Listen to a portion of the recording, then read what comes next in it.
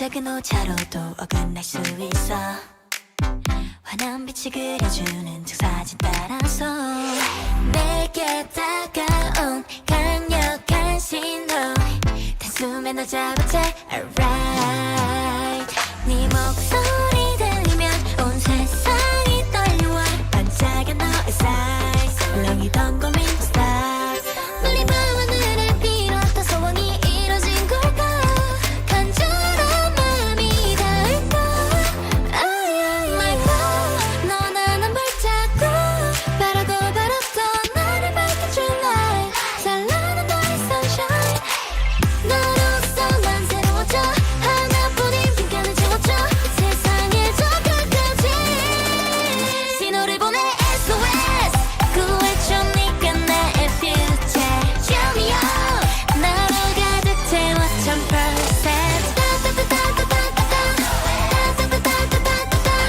신호를 보내게 signal of the shine yeah ooh yeah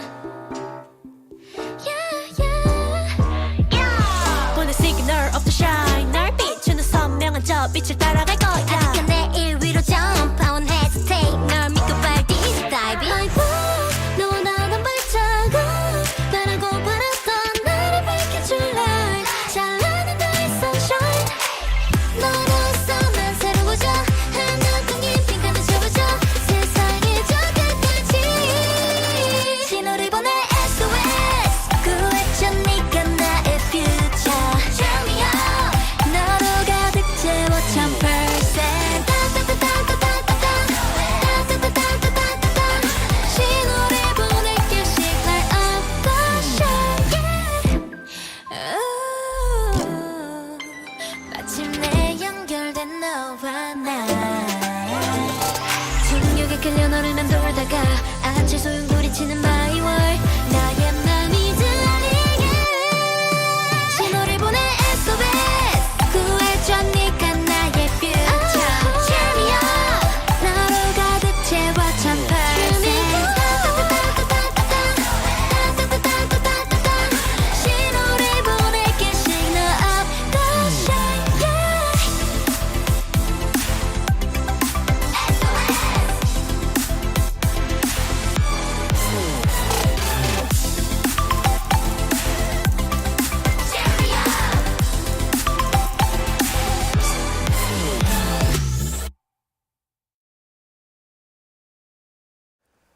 Good evening, and I'm probably actually audible tonight, unlike last time, because I've stolen Gareth's microphone already. And that was Verity. So we are back in Jerusalem again. Queen Gerhild, the Sword of God, is now 55. She is still one of the world's foremost military geniuses, and is also still pretty good with a sword. But yes, she is getting on a bit. Her daughter she has appointed as Duchess of Thais, so that Ansa will get some experience of ruling before she takes the throne. And actually, I realised last time that Gerhild should be, it's a mono microphone, so it really can't be, the balance can't be off. Her granddaughter, that Gerhild should really be paying some attention to the upbringing of her granddaughter, who will, after all, is likely to be Queen of Jerusalem after Ansa, after her mother, who is also called Ansa.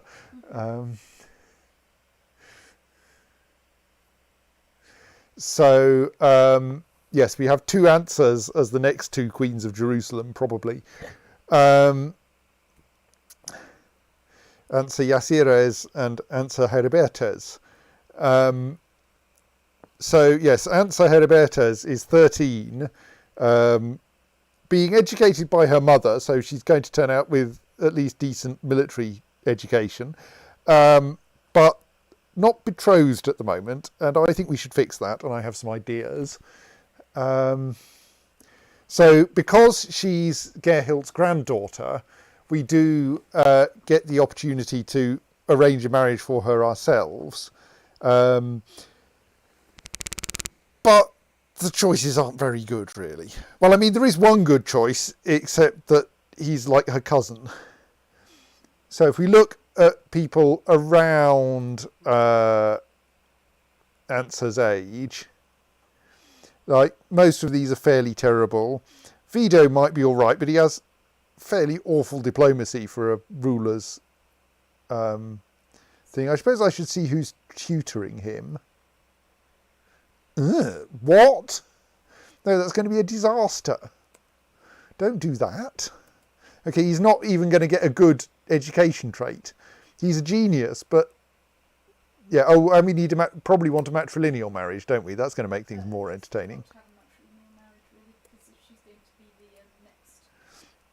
Okay, that makes things even worse. We can't have Vido, who was terrible anyway. Like Ranimiro, well, he's got all right diplomacy, but terrible martial. Plus, he's not really into girls. Baldwin looks excellent, though he isn't a genius, except for the slight problem that I think he's Gerhild's nephew. So I think he's Answer's like first cousin once removed or something, or maybe closer, which is probably not wise. If they were a genius, you might risk it, but... And there's Olafur, but he's a bit old and, yeah, slow. No, he's no good. So, like, there is a distinct shortage of good candidates here, but we can be slightly sneakier and actually try to invite someone to our court who will make a good husband. This has the slight disadvantage that we can't invite anyone who's under 16. But like 16 is probably acceptable. And I'm saying all this having already done this search, so I know that the answer is going to be reasonable. I hope, unless the random number generator hates me, but I don't think it can hate me that much. So let's see who will join our court, who is male and unmarried and young. I thought there was a genius in here last time. Maybe there wasn't. Maybe there were just some reasonably decent... Oh no, I suppose these are all 16-year-olds, so I should keep looking. So, like, I mean, Merigo would not be bad as a husband of a ruler, if probably not that good as a father.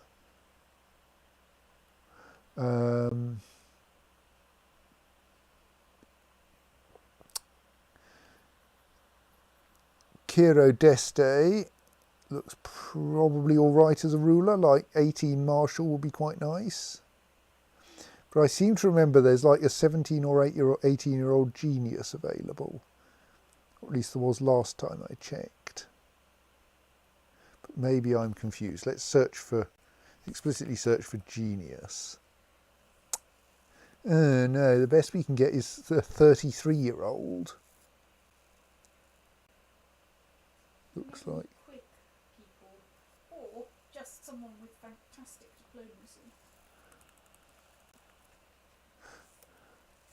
I mean, well, would you like a 17-year-old with 22 diplomacy? Sounds nice. I mean, he's only got 6 martial.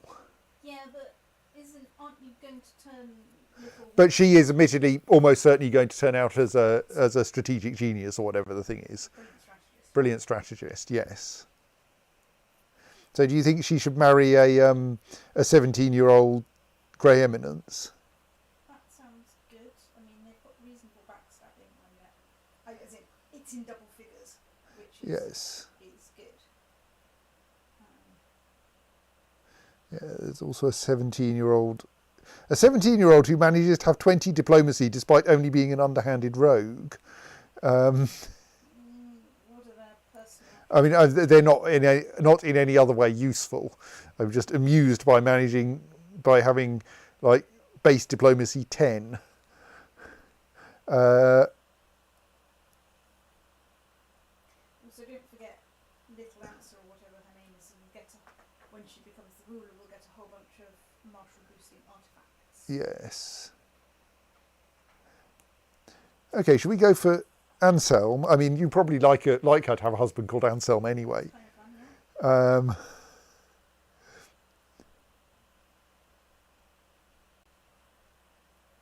He wants to become Chancellor. We might even be able to organise that. But then, of course, you lose. Well, it's fine. You just have to sack him and answer pick up. Yeah, that's a long way off. She's the next but one queen.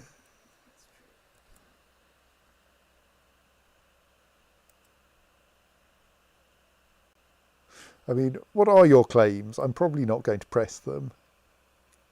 I have a claim on the barony of Ingelheim. Look, I can give you better than the barony of Ingelheim.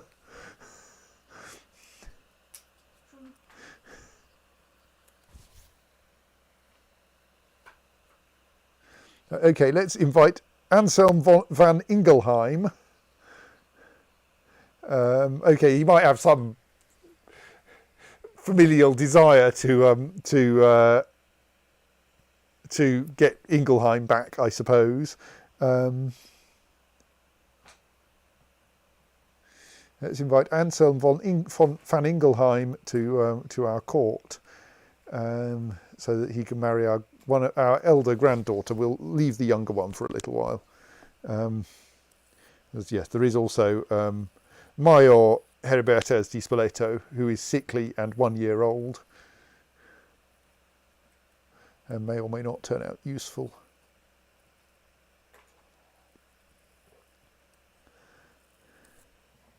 So let's wait for Anselm to turn up.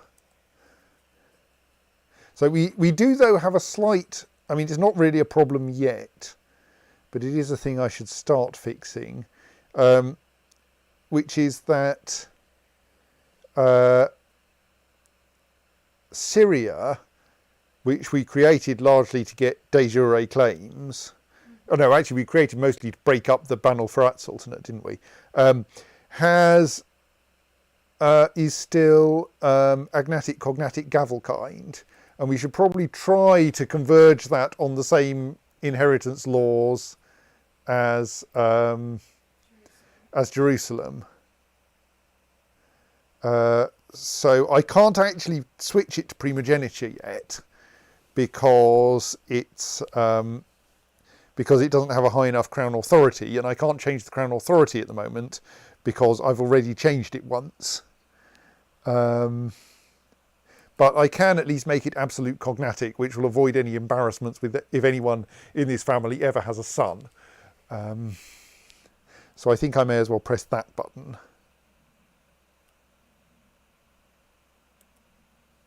Ka-chunk. Right. So that gives us absolute cognatic gavelkind, which helps relatively little. So it means that if Answer can't manage to switch it to primogeniture, then it may actually be that Syria goes to Major and Jerusalem goes to Answer. So we should probably make sure Major's well educated and gets a good, decent husband as well. Or possibly arrange that she's a complete disaster, so she's easy to invade once we're playing as younger Answer.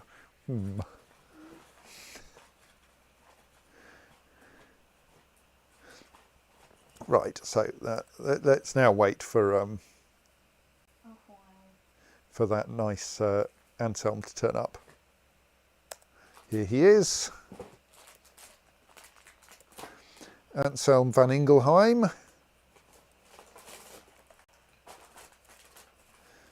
So now I should be able to arrange a betrothal between him and, oh no, can I not do it? Like, is it going to turn out now that I can't do this for some reason?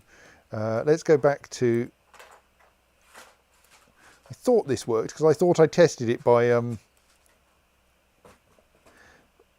trying to marry her to one of my other courtiers. Yes, there he is, Anselm. Actually, our current Chancellor has 2 more points of diplomacy than Anselm does, so he's still not that good. And our current Chancellor's unmarried, but our current Chancellor is also 49 years old, so yeah.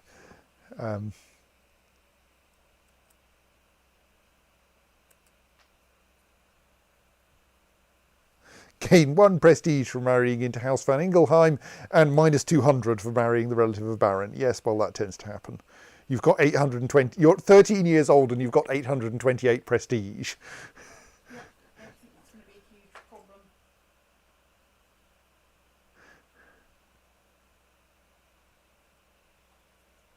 So yes, it'll be slightly sad that you lose 200 prestige, but you'll live.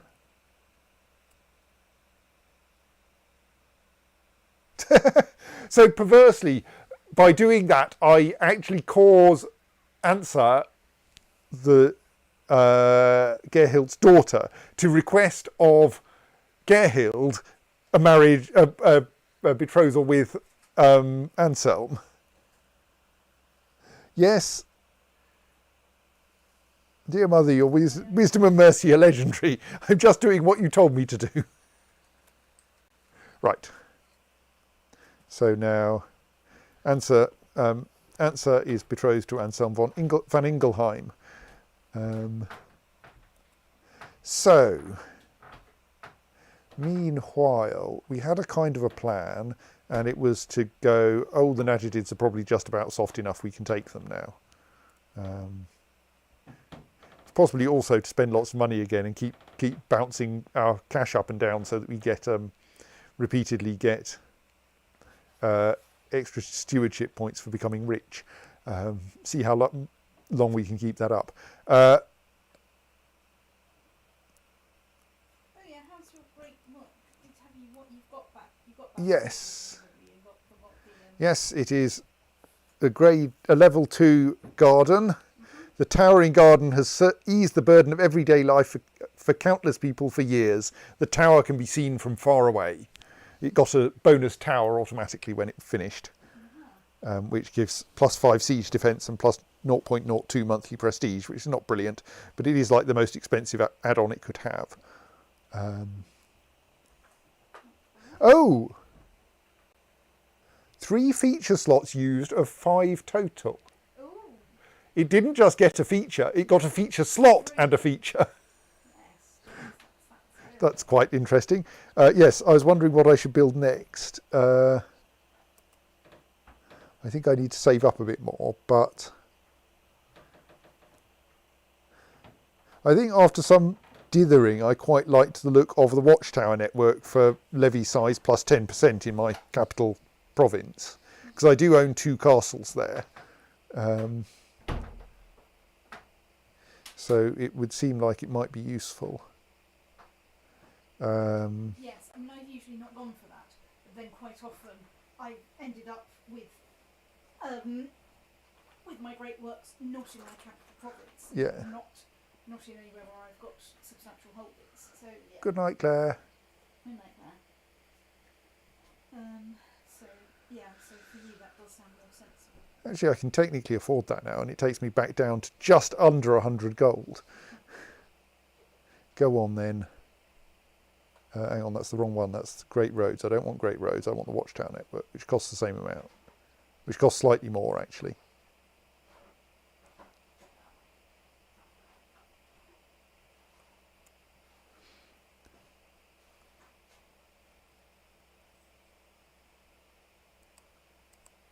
Now am I allowed to choose an ambition?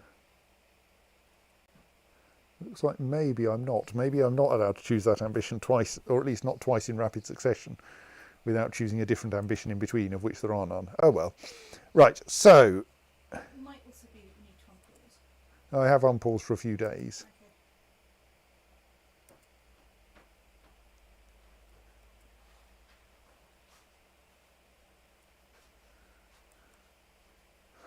So now what do we want to do? Now we're looking eagerly at the Najadids and going, could we take them? So they're about to lose a war, but they've still got plenty of people. On the other hand, they have got a bunch of mercenaries, so I should probably wait for them to lose the war and hope that they dismiss those 2,500 mercenaries. Though they have got 1,100 money, so they could probably hire some more if they wanted them. I wouldn't rely on them dismissing Well, I mean, I'm not going to rely on it. I can see whether it happens.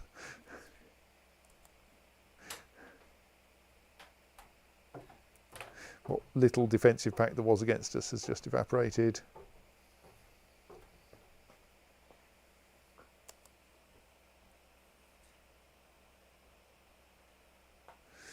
Duchess Adelheid is continuing to consolidate her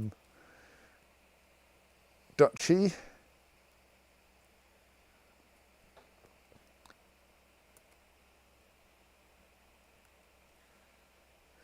Hang on.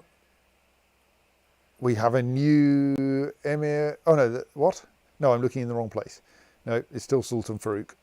Sorry. One day Sultan Farouk will die. Then you can declare war on his successor. Yes. Go on, Mayor Spislava. Finish this war so that they don't think they're at war anymore.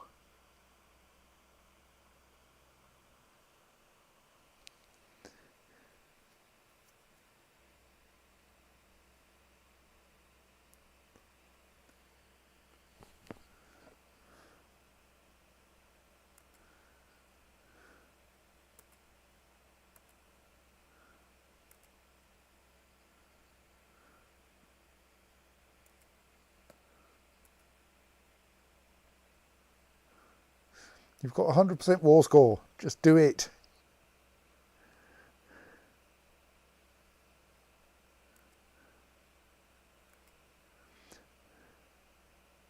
I mean, I'm slightly astonished that you have 100% war score, you with your 117 troops, against the Najadid Sultanate, but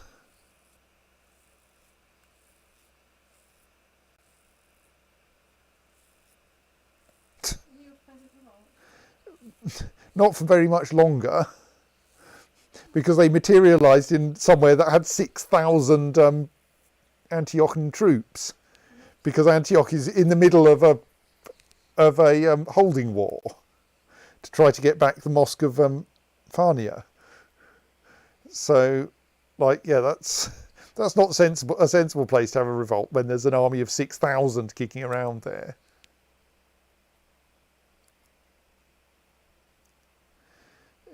That's nice, dear. He has apparently come of age. I have no idea why he's in my court. Because his father is a commander.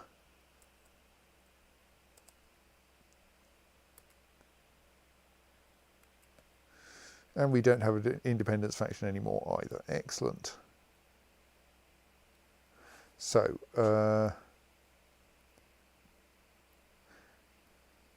actually, let's set my martial training troops in my capital for now.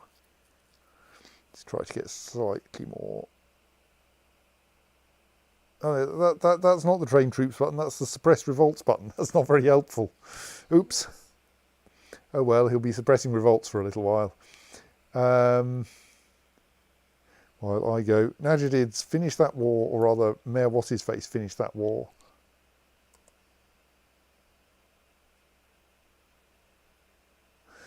Oh, Duke Athelwyn of Tripoli has inherited barony of Crac des Chevaliers from the baron who previously held it. I'm sure he'll find a good use for it.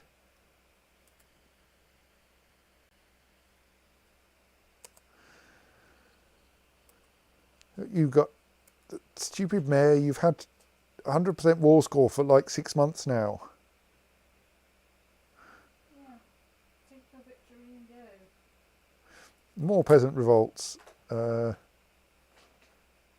Somewhere where there isn't an army waiting to squish them. Well, I'll assemble an army to squish them then. Save my daughter the trouble. Though she's raised an army as well, apparently. Right, Adelheid has won another war.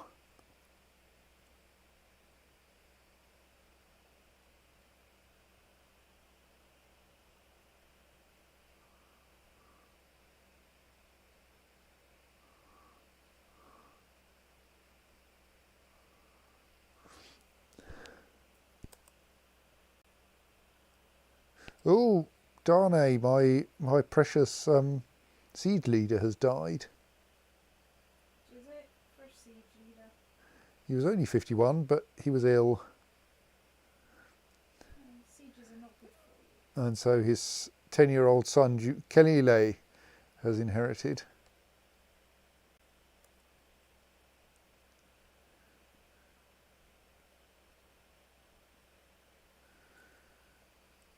Right, well, let's just see. I presume we don't have a siege leader lying around in court. Oh dear, we've got lots of empty honorary posts. We don't have anyone good lying around waiting for a commander job, it looks like.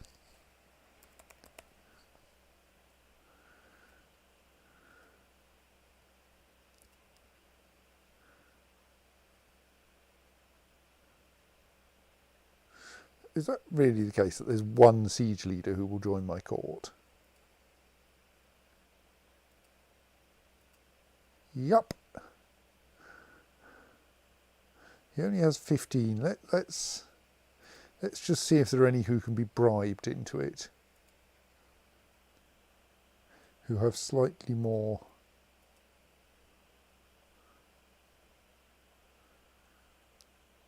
Yeah, 16. That's not a great benefit.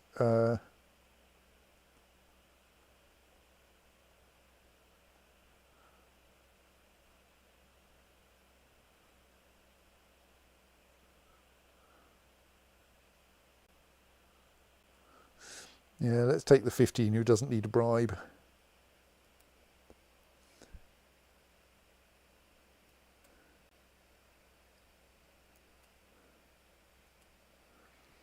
Meanwhile, there's a lot of gaps up here that need to be filled.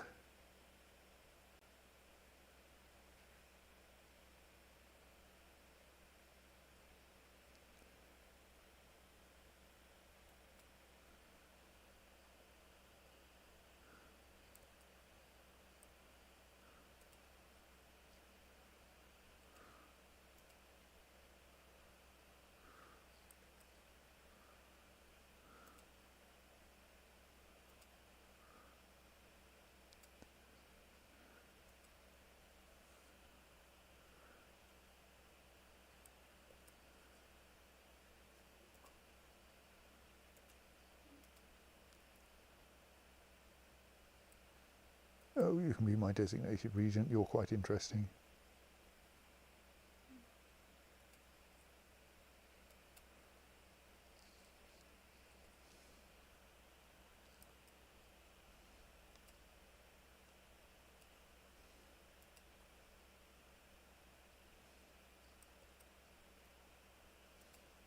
How do you get those? Don't forget you've got tea.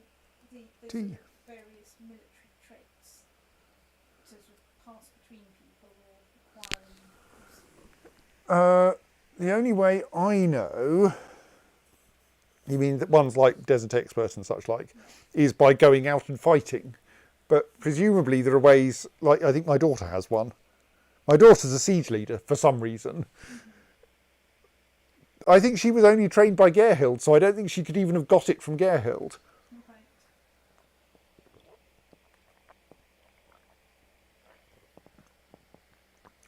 Tea. So yeah, I don't quite know where they come from. I know where they can come from if I'm playing, but I think Ansa is actually about to squish this revolt herself without my assistance, before my army can even get itself into the right place.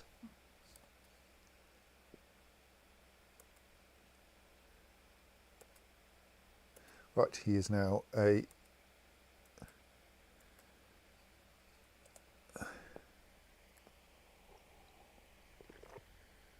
commander.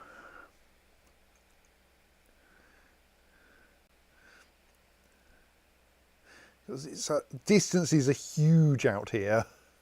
Yeah, it's really helpful if you've got an organiser. I mean, I certainly, once I was out of the nice densely packed bits of Central Europe, I really prioritised having organisers over siege leaders. I mean, I should have a couple of organisers around. I usually try to have 2 of each. Partly because it makes the distances a bit better, and partly it also often allows you to run away and Yes. the terrain better. And yes, it makes the sieges a little bit more annoying. But I found that, you know, somewhere around this point in the game there's a kind of tipping point where either everything is you're besieging wooden huts, or everything is 6.5 and incredibly tedious no matter what you do. You know, because you can't assault it. You don't get a huge benefit from the siege leader necessarily. But yeah, I have 2 organisers and 2 siege leaders. Yeah. Right, she's already dealt with the problem. My army didn't even get into the battle. I think I can mostly depend on my vassals to handle that kind of thing. Right, how are the Najadids doing? Because it's been almost a year. Right, that war is still going on. I think we cannot rely on it. I know what you Najadid last summer. Yes, thank you. Indeed, they appear to be getting stronger. I mean, so am I, to be fair. Like my domain levies are still a bit down, and my vassals are actually quite seriously grumpy with me. So maybe I don't mind waiting.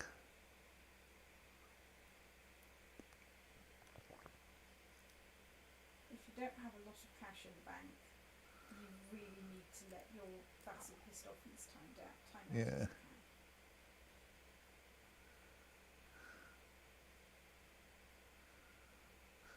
I mean, Prince Archbishop Vela is all the way down at -14, which is a bit scary. Yeah, especially if they're a big vassal, you know, because then, you know, you just keep racking that number up. The amount of levy you get goes down, the amount of pissed offness you get goes up, and then they're free to run around. Actually, Vela loves me because he's still got the echoes of his having been granted that bishopric Might be okay for a bit, I for the next 3 years. Indeed, quite a lot of... Indeed, yes, so does Answer. And who's the other one?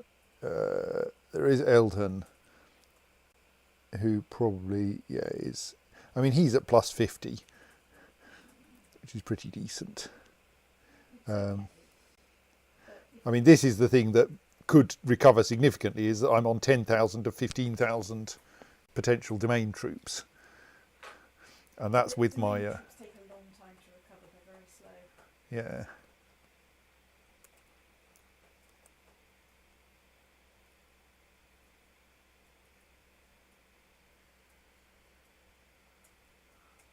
Well, let's have a feast and then consider... Right on cue. Then consider marching on the Najadids in the spring.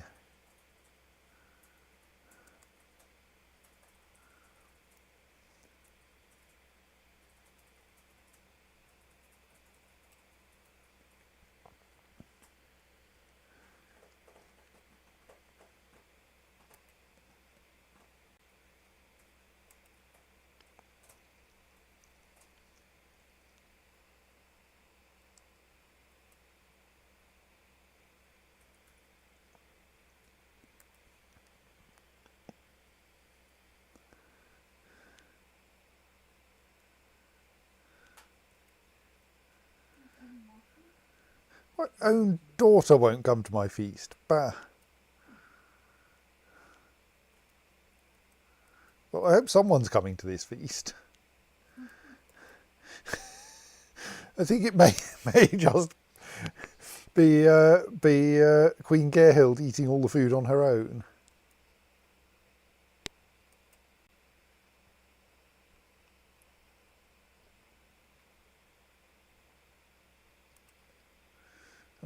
Okay, trained troops does get me levy reinforcement rate plus 115%. So that'll probably be quite good for getting my domain levies back. It's true. The Knights Hospitaller have formed a defensive pact opposing me. Oh, is it Tuesday?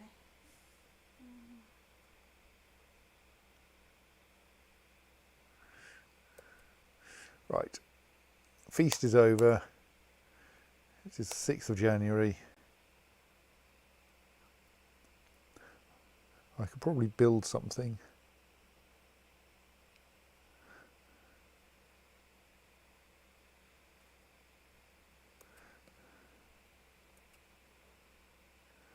Since this is, yeah, okay, let's get some castle fortifications for a whole 70 gold. Try to make that place a little bit tougher, given it's definitely where they, where the Najadids are going to besiege first. Do I get many troops there? I do actually get a decent number of troops there. Right.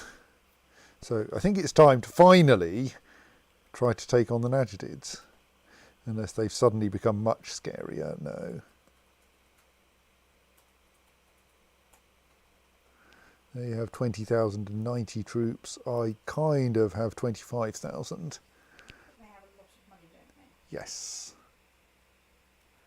I mean, yeah, in theory I could hire a Holy Order for a war against them, but the thing is that Holy Orders still have quite expensive upkeep.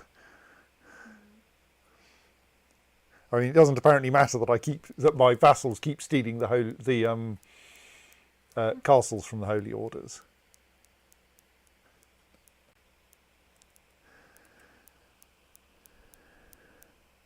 Right, let us declare war on the Najadids. There isn't anyone else around whom I should obviously... Just check that the Ziadids don't have a new sultan yet. No, Farouk is still there.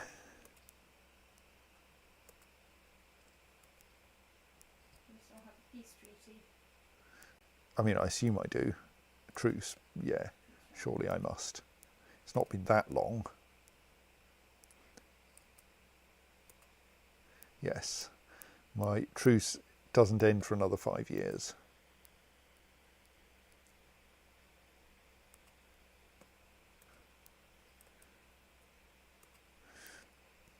So I think I want to take the far side of the Najadid territory, the one that isn't adjacent to any of my vassals' lands, on the grounds that my vassals can then deal with the ones that they're adjacent to. And meanwhile, I can grant the Duchy of Oman to someone.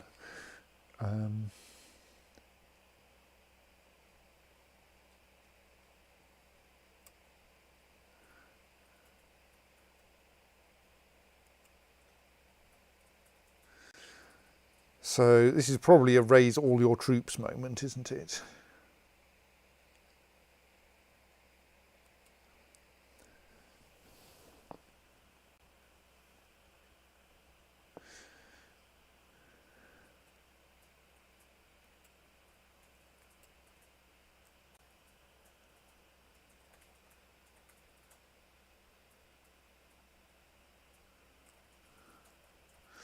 That lot may have to be disbanded in a hurry.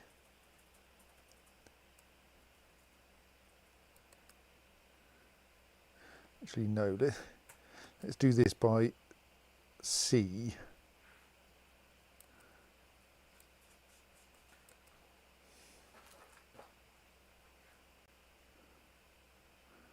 You may as well go to Aden.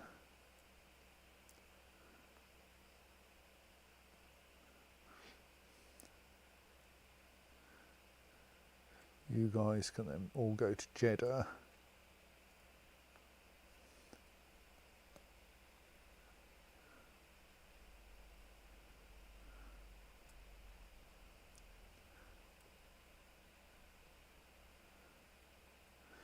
Actually, I think you lot may as well start stomping into Najadid land from the other direction, rather than...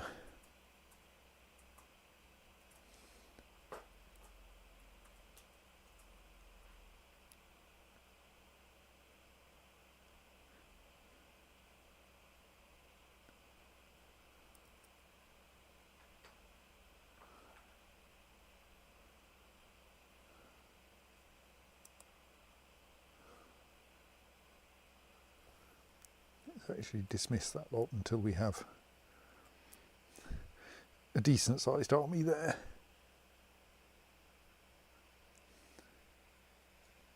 So which are you going for? Oman, which is that section there. The idea being that I have a vassal duke here who could take this area, and a vassal duke up here who could take this area, whereas this is a domain county, so I should do that bit, and then I can drop a duke in there as well. Though then there's a slight danger they'll start attacking across the sea rather than where I want them to attack. But You can't get perfect control. of course, because it's holy war, other people are joining in. Mirabel now has a new castle town, but I don't have that much money for upgrading Mirabel. I really don't have enough money to upgrade Mirabel or Ramallah.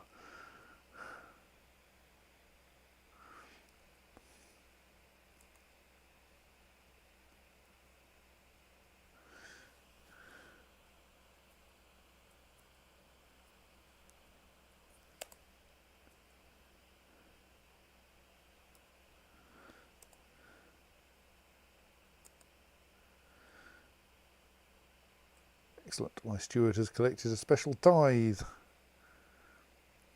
handy of them.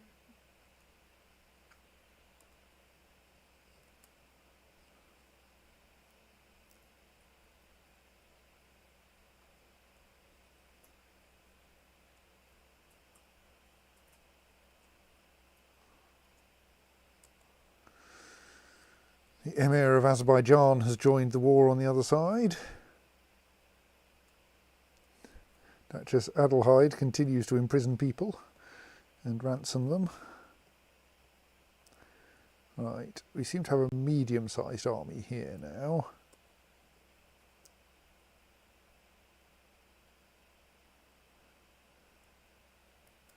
So let's stomp that into the corner of their territory.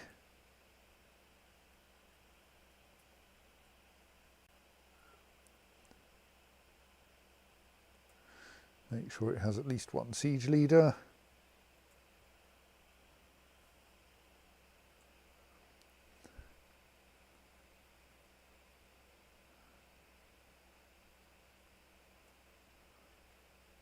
Oh, there's an African revolt.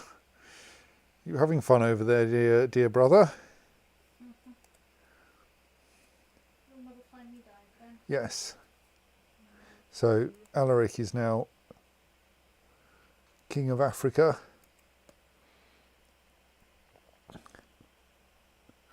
And there is an African Revolt League demanding independence. I think he's going to crush them, but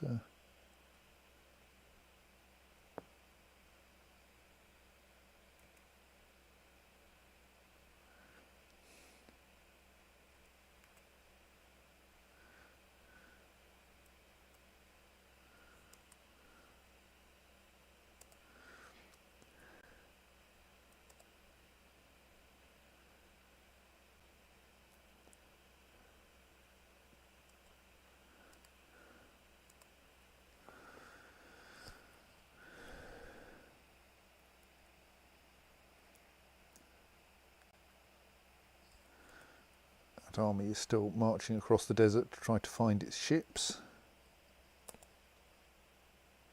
That looks like a second decently sized army, so let's drop that one in there.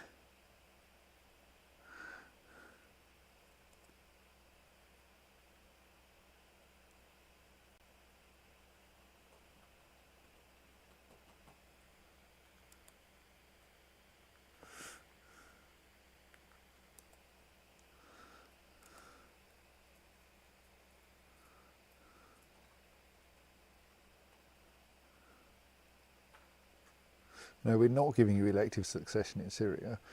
It's actually labelled Karbala, so it probably isn't populated by Kerbals, I'm sorry to report. It does not have a space programme. It is decadent, apparently, or at least the Sultan's decadent. But I don't think that's quite the same as having a space programme. Oh, there's an enemy It's really army. good for your troops, your morale, etc. for Muslim Kingdom. Right, I should pay attention to where they're going. Let's just see how things are going down here. Right, that lot have arrived, so we can put them on their ship and then send that ship around to Dhofar as well. That lot have arrived there, so I think I'm now feeling comfortable enough to raise the local troops in Dhofar and disband that ship, that fleet. And now there's a third army here, which we can send slightly less far into their territory. So where are this lot going? They're going to Deir, are they? Okay, well, conveniently, I have an army quite substantially bigger, led by Queen Gerhild.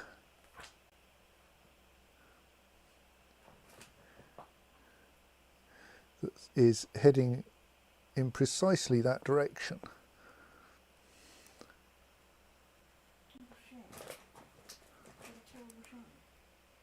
I mean, they will get a defensive bonus from being in a desert, and I will have a river crossing penalty, but I don't think that's going to make much difference.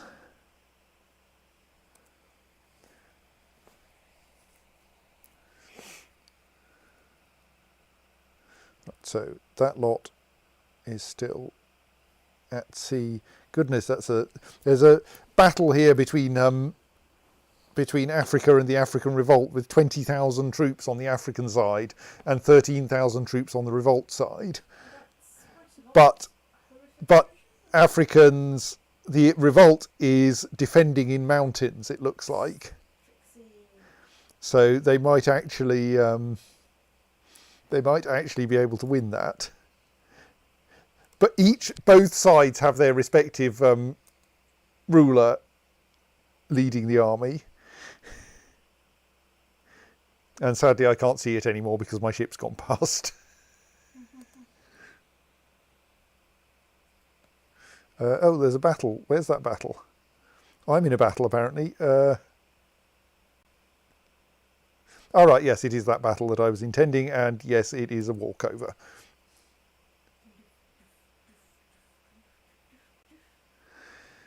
Yeah, very much so. Right, we have 4% war score and are suddenly taking some attrition because, yeah, the supply limit in there is a bit low. Let's fix that. Well, reorganise a bit and move some people out.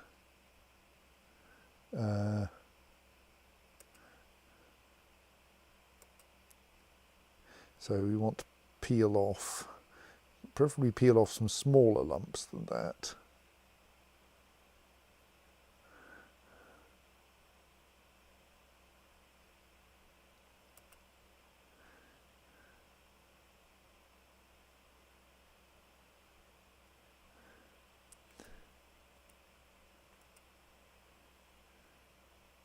So the supply limit is 8,500, right, yes.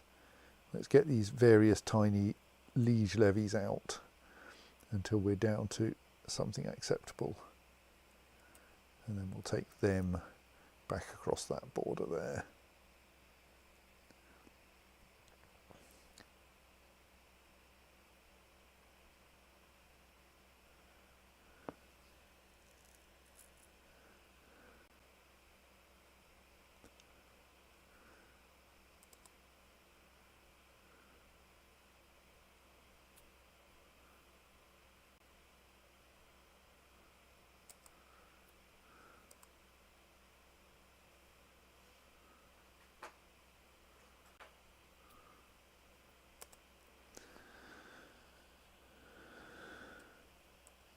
So let's make sure that we also have a siege leader here.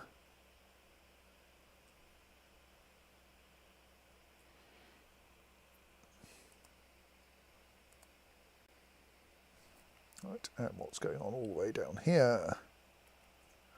Our ships have arrived, right. Also gives us 4,500 troops down here, which we can probably safely take into Oman.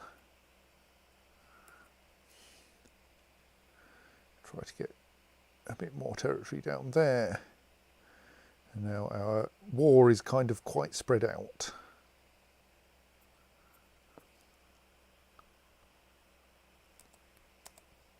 What's that message? Rensburgs are randomly killing one another apparently.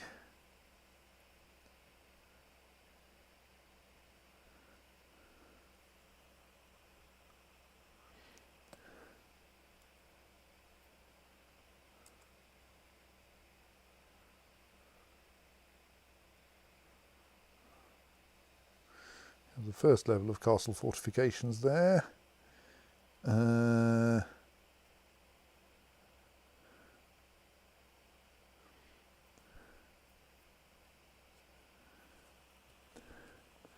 I build some stables?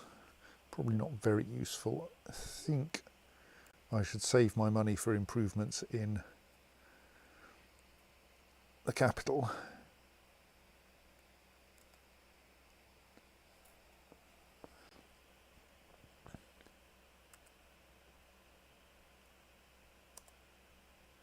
What's that that's just turned up? Fort level, etc. like in the capital. 6.0, I think. 6.5. Okay.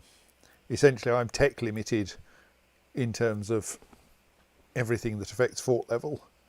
Yeah, but the crucial thing is you're now at 6.5, so you can't be. Yes, assaulted. If I get enough money, though, I can get more camels. Oh yeah, I mean that's not that there's to say there's no other improvements, but that's a critical point to reach. As particularly as we're trying to get to the point of founding a rather tricky empire in a rather volatile part of the world.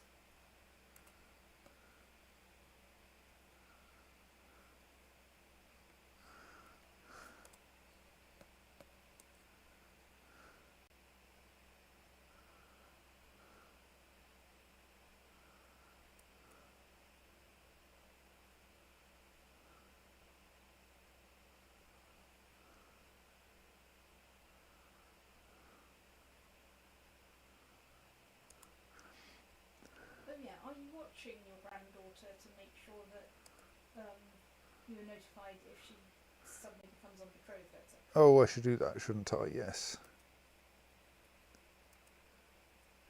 Let's watch my daughter as well.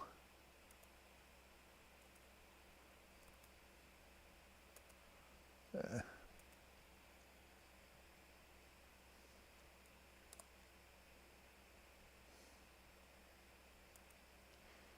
Right, so mostly I just want to watch and see if any enemy armies turn up.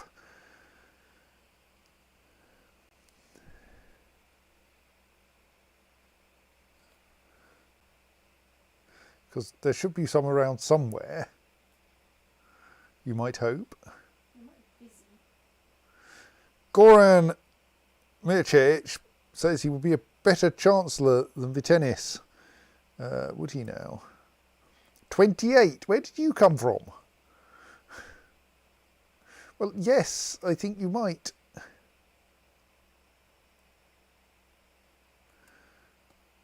Right, new chancellor. What do I want to do with my new chancellor? Any claims that you need to get rid of the Najadidn't? Not really, because the Najadids I can do by holy war.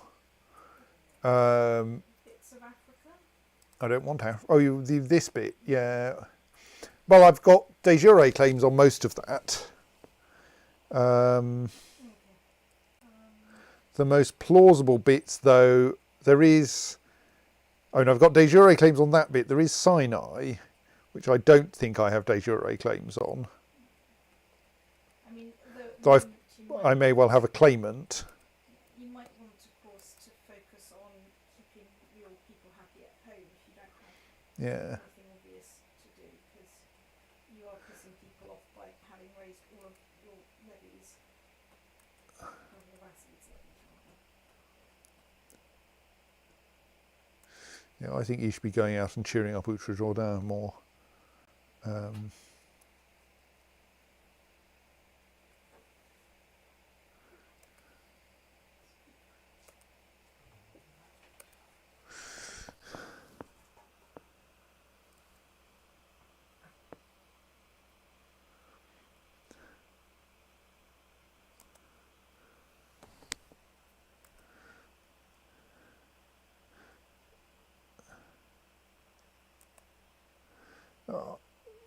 The first message I get from watching Answer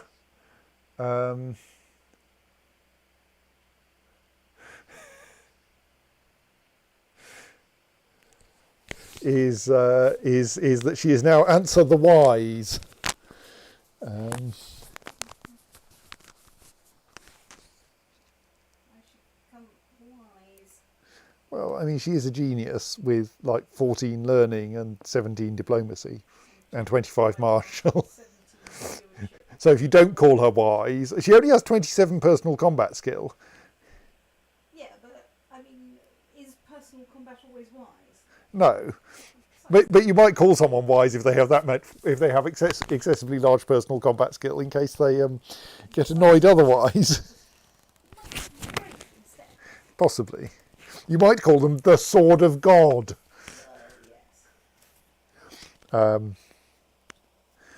Noting Garehill still has 53 personal combat skill.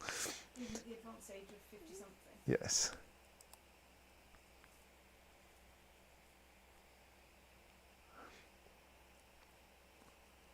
There is like a small enemy fleet parked up in my in the Red Sea, but it doesn't seem to be doing anything. So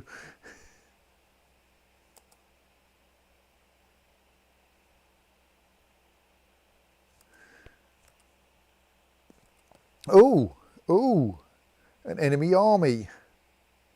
Right, we should go and squish them in a moment.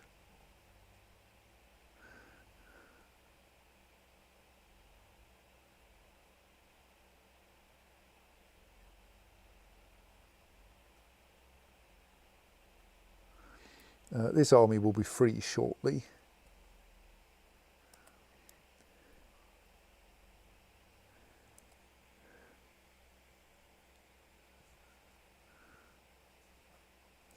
I have to say it's rather hilarious. I'm reading Shakespeare at the moment, and it's rather hilarious to read about the artillery bombardments from a point before cannon were actually, widely used in Europe.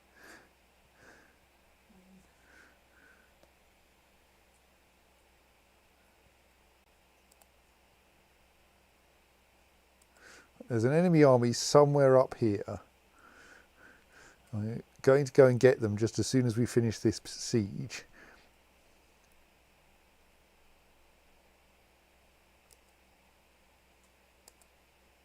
Oh dear, they successfully raided the camps of the besiegers, inflicting heavy casualties.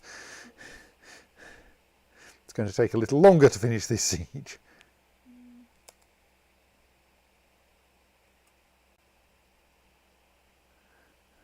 That siege, on the other hand, is sorted, but I think I want to take my biggest army.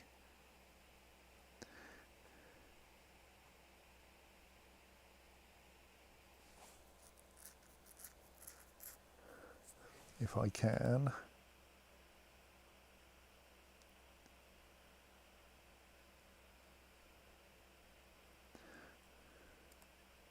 Titchy little enemy army there, but I don't really care about that.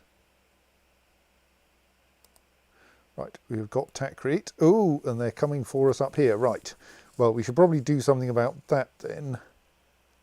We're in plains, so that numeric advantage is going to be helpful to them. In that case, what I should do is get us some excellent commanders here.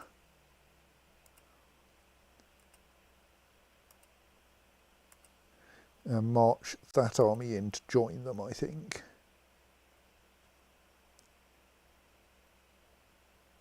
Because I'm not wholly certain they'll win on that lot, and this lot can stay here and indeed could get a siege leader since we have one spare now.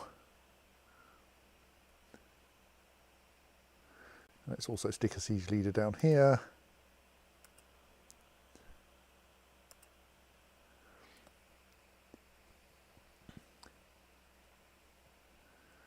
So that should turn out all right.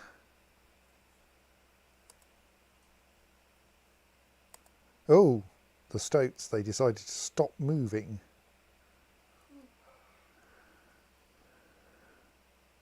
Possibly they saw my incoming reinforcements. Well,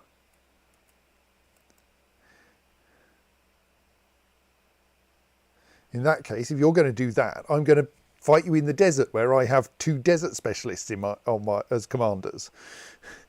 Like, You can try it if you like. It would be a giant otter. they were coming to fight me in the plains, which, like, admittedly, they get a defensive advantage for being in desert, but I get an advantage for being Queen Garehild in the desert. Be afraid. Be very, very afraid. Yeah, okay, we don't need the reinforcements.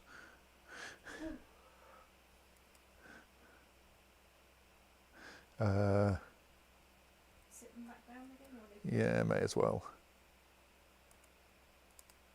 I mean, unless he brings in reinforcements, of course. But I can't see any.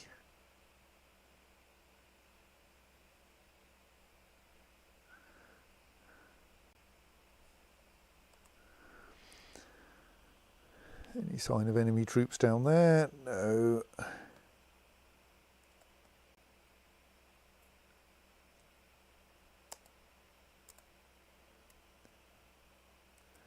We have won the Battle of Dyric.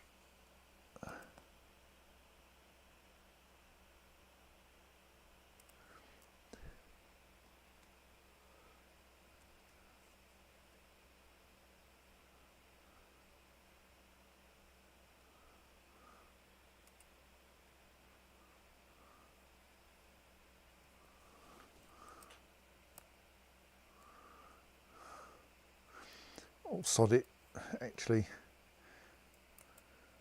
No, not by that route. Let's besiege Baghdad.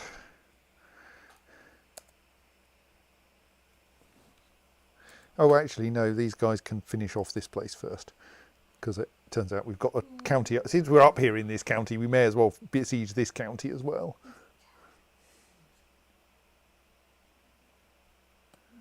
still on 3 digits of war score. Well, yes, 39%.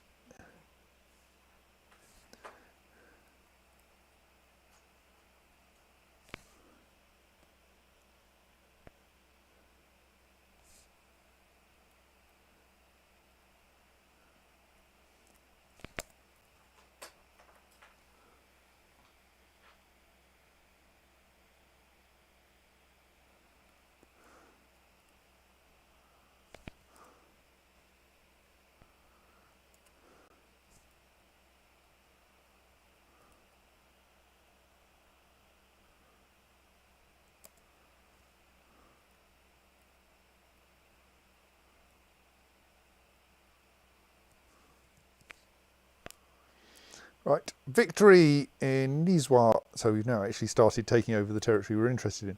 Your vassal, Princess Ansa, has expressed dissatisfaction with your choice of advisors. She claims that she is more qualified than the majority of your council and that she would make an excellent marshal. I mean, you're not bad. My current marshal has martial skill 23 and Ansa has martial skill 25. Yeah, okay, she would actually be that good. Yeah, come on, come along, Ansa.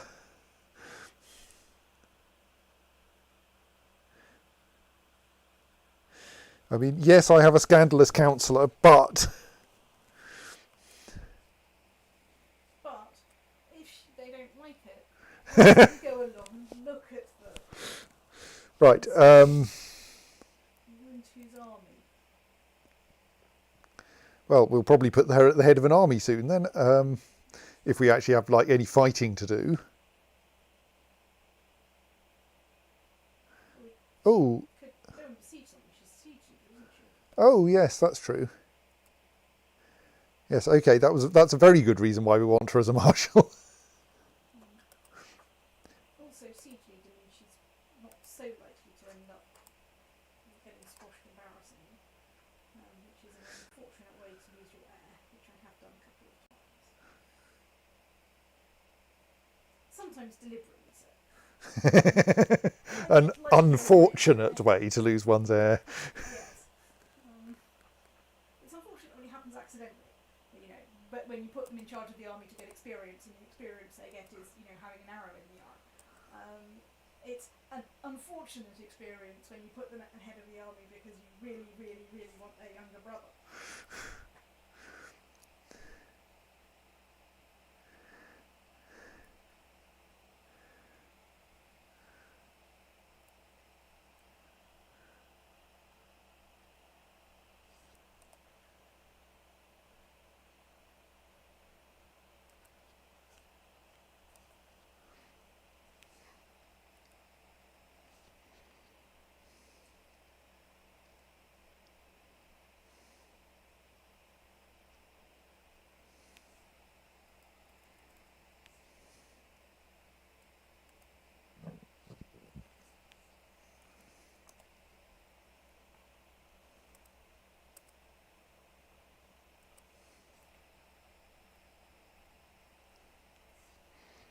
That army is now at a loose end. Let's march them out into Muscat.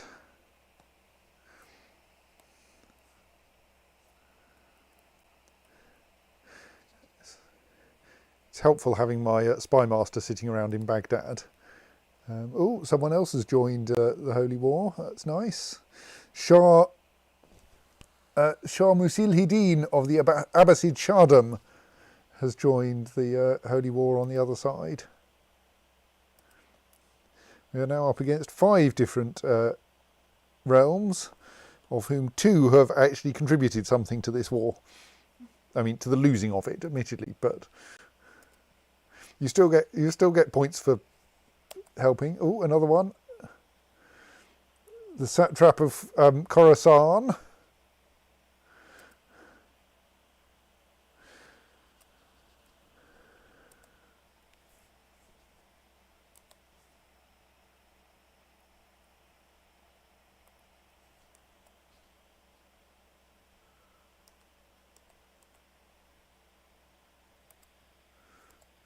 Yes, Simon, something close to that.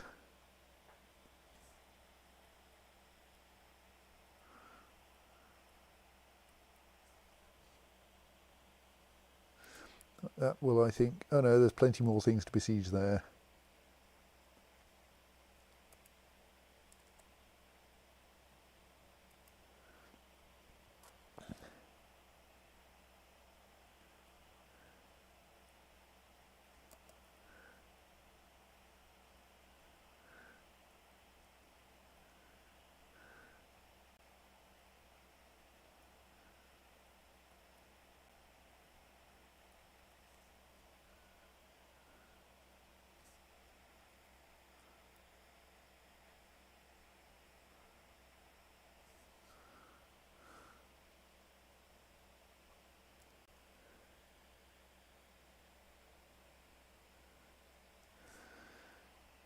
Still no sign of any...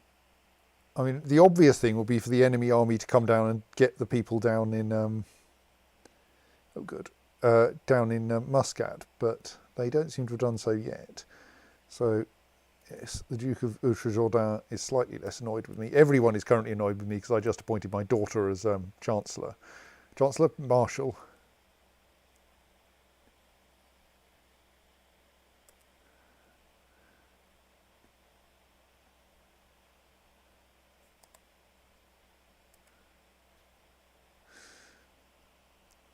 Yeah, she looks better in a helmet.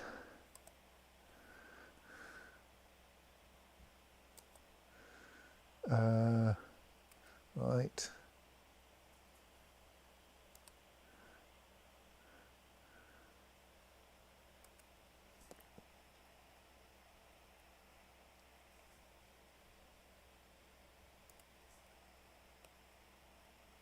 Ooh. There is a 12,000 strong enemy army. Conveniently, the 12,000 strong enemy army is at the end of the world where I've got plenty of armies too. So I think mostly... let's bring that lot up for reinforcement, but leave everyone else where they currently are. And watch. Conveniently, having my spy master in Baghdad means that I can see the enemy coming. So they're now going to Samara. Easy enough supply limit in Dare for that, to support them, to support both armies, but let's primarily send that lot down there. But they might not be going to Dare, but they probably are. So let's put our best defenders in here.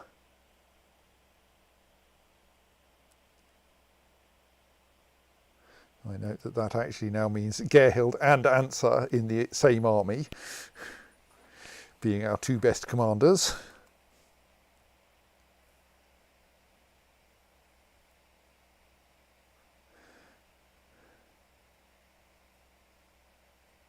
then we kind of hope that that's enough to tempt that lot in. Yes, it is. We now don't send the reinforcements in just yet. I think we wait until the enemy are movement locked.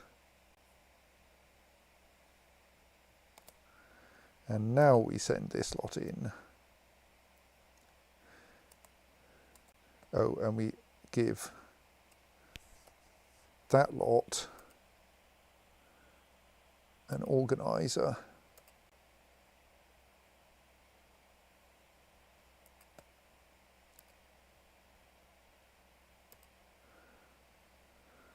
And then we just check that the enemy aren't sneakily sending another group round the back to get us from behind. No, they're not. Right.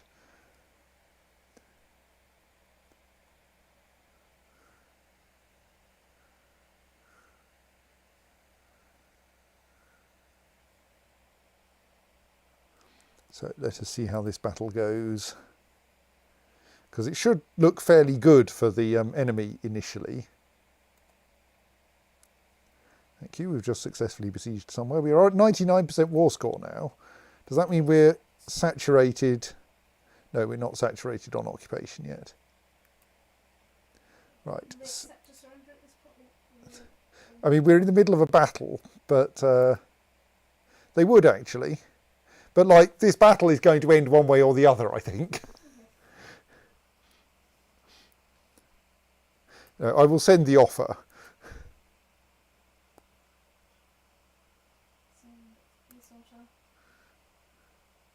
But like, it's already looking like we're doing quite well in the first few seconds of battle, despite being heavily outnumbered. Because, well, oh, we have an offer. We surrender. Well, let's avoid too many men dying in the desert, shall we?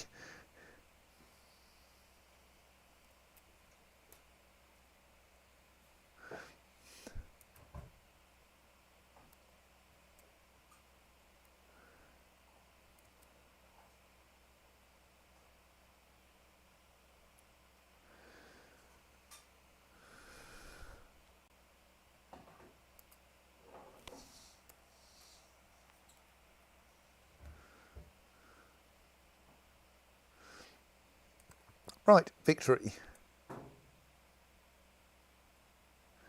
Okay, why has Abdul Ghaffur ibn Najib, that's a familiar name, Abdul Ghaffur. Why are you in my court?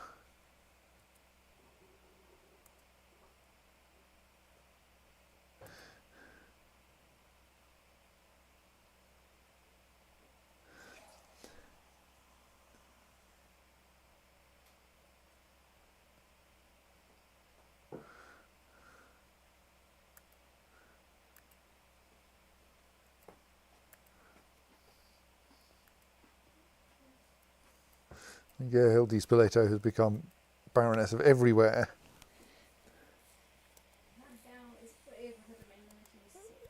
Yes. Oh, look! Duke Athelwyn of Tripoli has declared the Tripolitanian Hospitaller de jure holding war over Tortosa on Grand Master Severino of the Knights Hospitaller.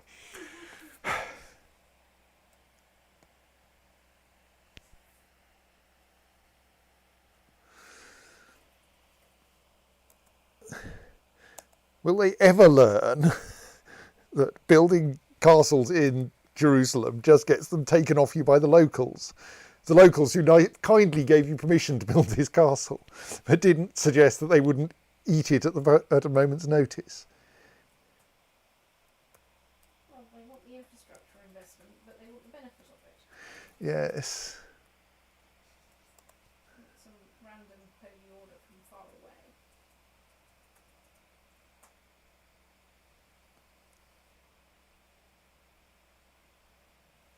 Oh, look. Princess Answer the Wise has declared the Taisian holy war for Sanar on Sultan Farouk, the hunter of the very aged Sultan of the Ziyadid Sultanate. Is that your daughter? Yes. Chipperfield Rock. Well, we better make sure she doesn't have to lead our armies then.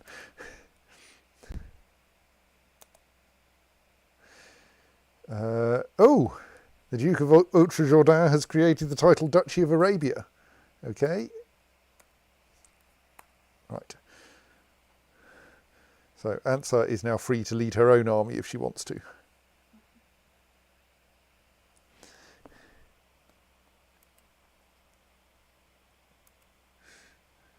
She's apparently not currently doing so, but let's not force her into working for us right now, just in case she wants to.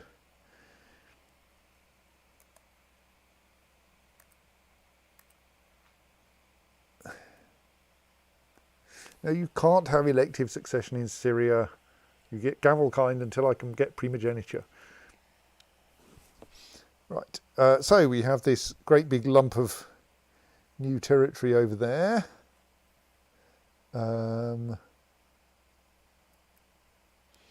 It's so that everything apart from Dauphin is a de jure duchy. So I suppose we want to find a suitable Duke or Duchess of Oman.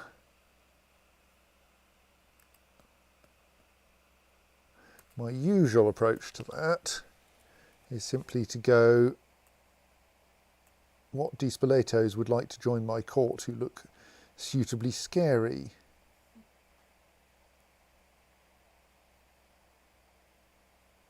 We sort Dispoletos by martial strength. Curiously, the first three are Gerhild, Queen of Jerusalem, Ansa, Duchess of Thais and Princess of Jerusalem, Alaric, King of Africa. Ooh, are you an heir to anything? Because if you're... Oh...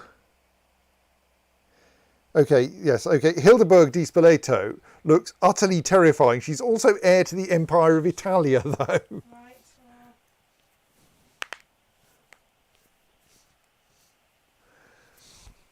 But she would not. She would be a vassal of Jerusalem, not of Syria, because that's not part of de jure Syria, and Jerusalem is my primary title. And Jerusalem, I think, has high enough crown authority that you can't inherit territory out of the realm, because Jerusalem has high crown authority. And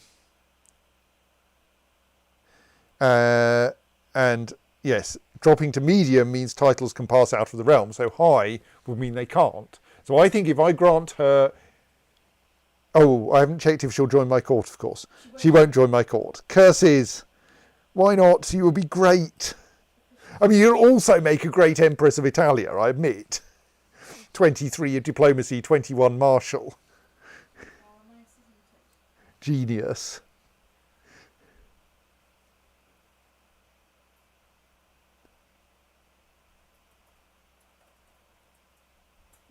She just needs to make sure she inherits the Empire of Italia before she inherits the Duchy of Sirte, because as a vassal of Africa, Sirte also can't be inherited out of the realm. Right, okay, let's turn on... Well, no, let's not turn on join court any... yes, because we're totally willing to pay a bribe to get someone for this. I mean, let's just also check that her willingness to come is really low. Yeah, we're not going to push that up high enough. Because like we can get an extra 10 points by sending someone an alcohol gift.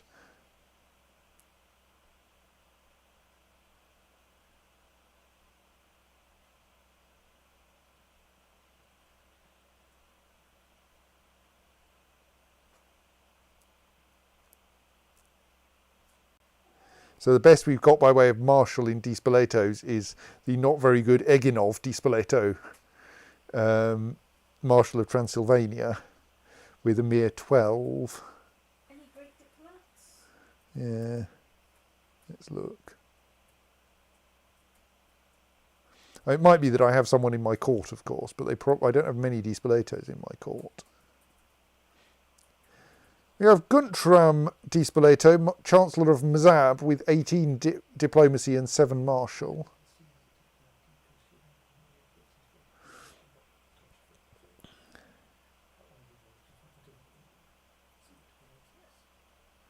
We have Vicenza di Spoleto,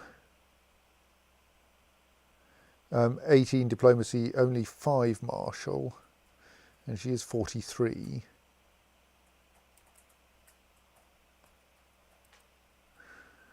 Though she is unmarried, so we could possibly organise her some decent state marshal.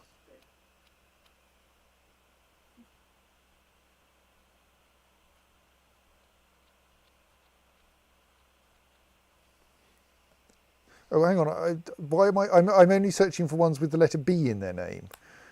That will probably it won't improve matters very much to turn that off. With the letter B anywhere in their description. But like, it might improve matters a little. Maybe there's someone I was excluding because they didn't have enough Bs.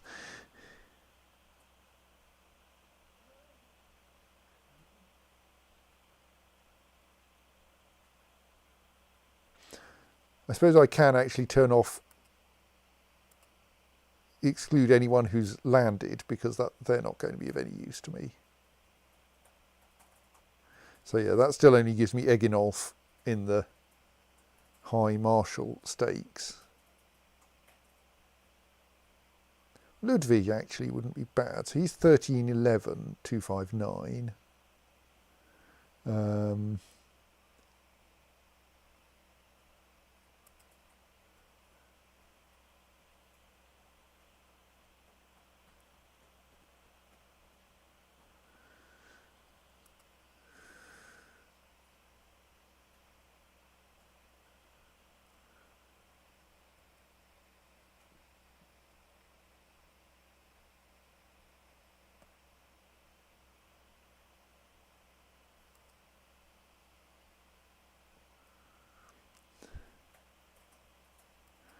I think I'm slightly more tempted to bring in Vicenza. Oh, what's her? What are her children like? Oh, she's in an. Oh, yeah, she's in. Her children are all the wrong dynasty. Guntram has no children, but he is only 18, and he is in a conventional marriage, so he will have Di Spoleto children. Okay, we'll bring in Guntram and get him to be.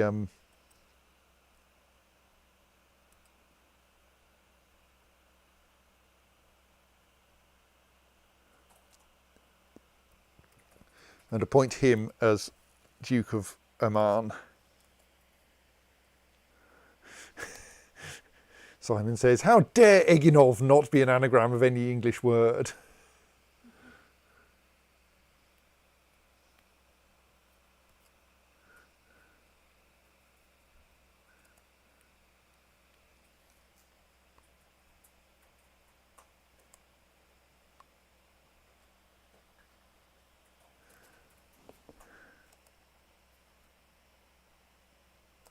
Yeah, people are joining a defensive pact against me now. My threat is 26%, so.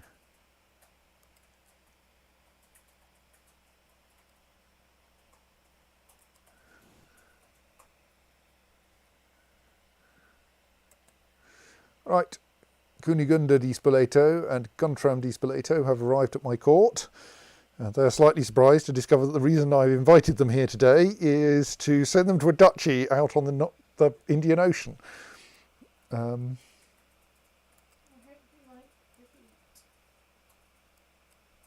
I may have to create the duchy first, of course. No, it looks like it probably exists.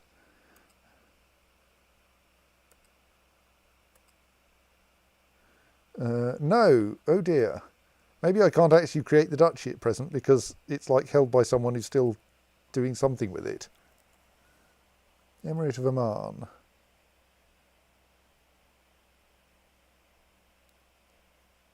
Oh right, the current Emir of Oman is at war. Oh well, I may have to just grant this guy the various counties that constitute the Emirate of Oman. So that's Julfar, Suhar, Muscat and Nizwa. And then he can have the...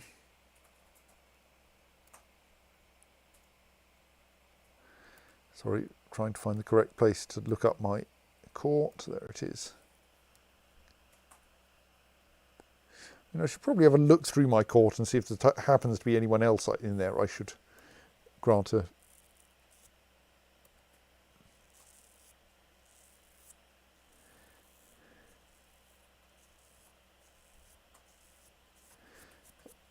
Yeah, I don't know that I want to grant it to my husband.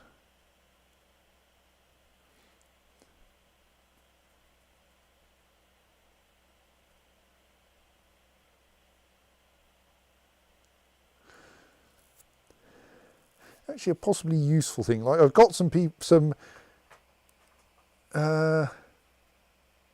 random women here who are like 18, 19 Marshall. Maybe I should give them counties down there, because I think that will be slightly helpful. Maybe I should ask. Oh no, she's already Christian. Excellent. Yeah, that seems like a plan. Since I have these spare women who are of no use to me directly because they can't be commanders, but I can now grant them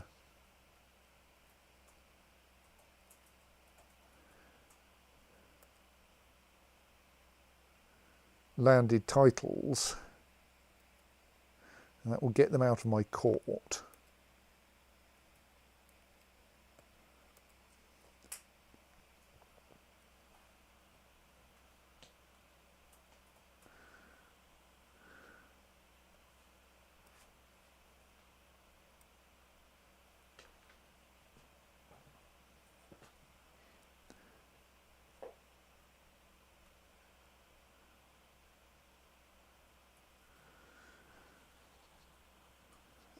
Jahaira is like 18 diplomacy.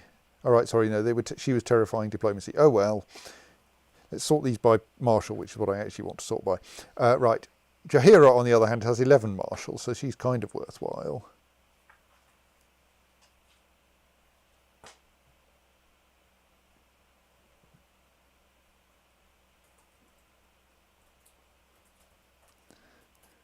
Friederike. Oh right, yes, her husband is one of my commanders. I don't really want to send her off because then she'll take him with her.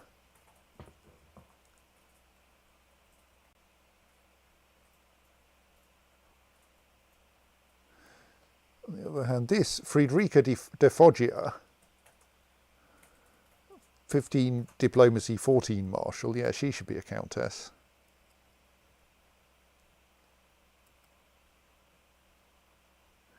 She can be Countess of Muscat.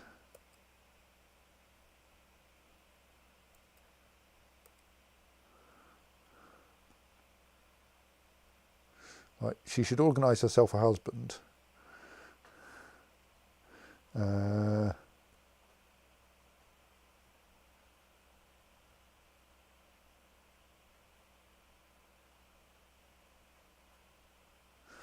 and Jahaira looks like she should be quite fun. I think a lot of these are prisoners whom I asked to convert to Catholicism in return for letting them out of prison. And they've thus stayed hanging around my court, possibly because no one else will have them anymore.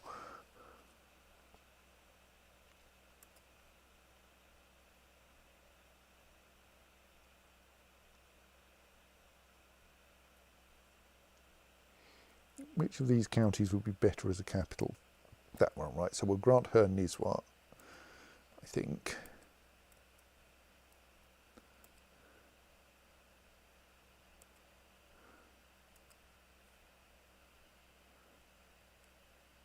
And then the guy that we actually deliberately invited,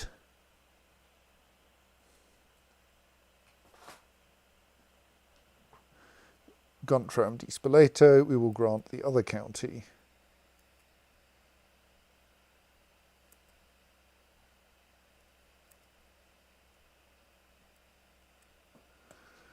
Right.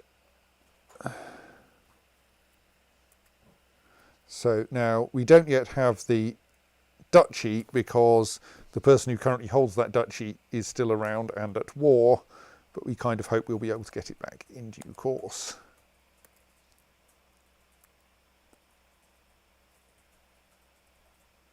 So yes, we now have various rulers in those 4 counties, whom we then hope we can turn into more useful people in due course. And our vassals are middling pissed off with us.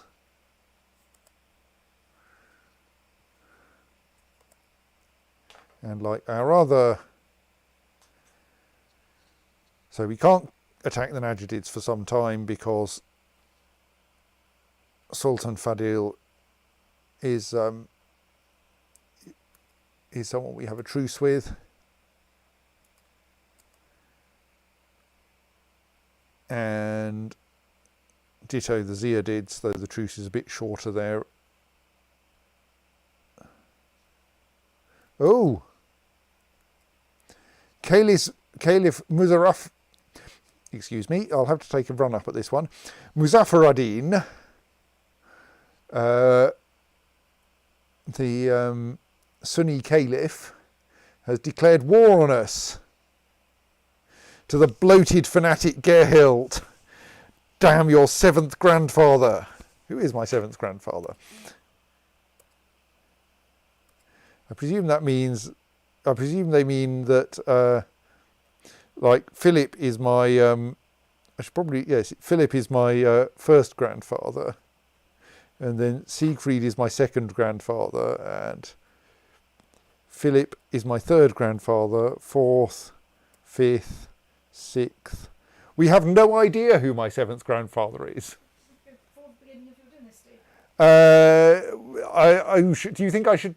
Surely there should be patrilineal all the way up, which leaves the dynasty because matrilineal marriage is left, right, and centre.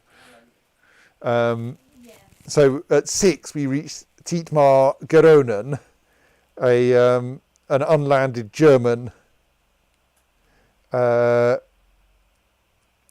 Who died in 932.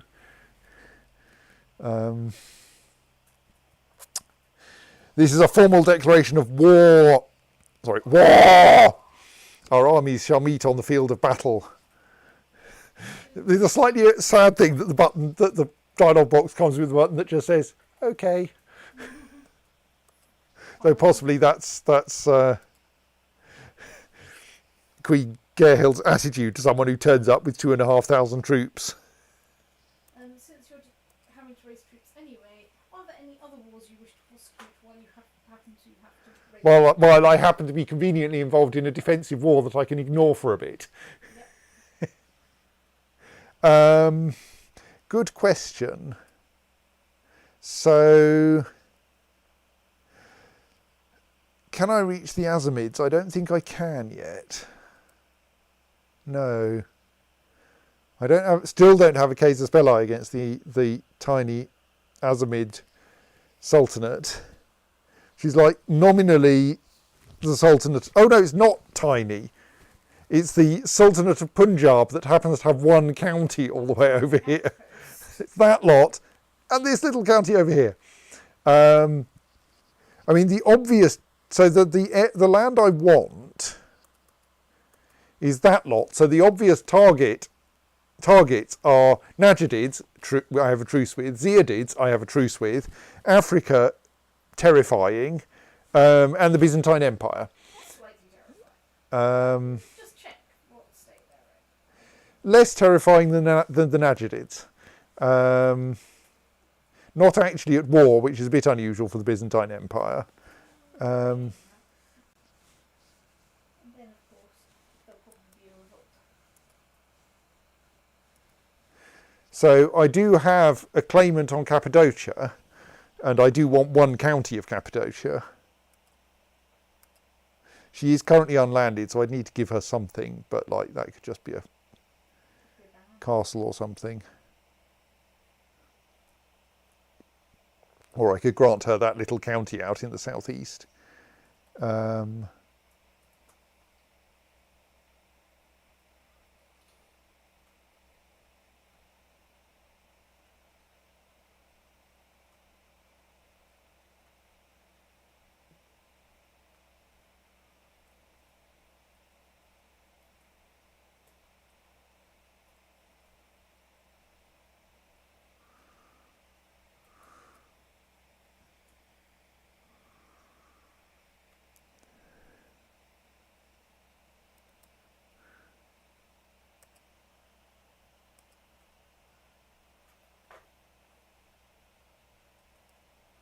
She is 70 years old and incapable. We do need to do this war quickly.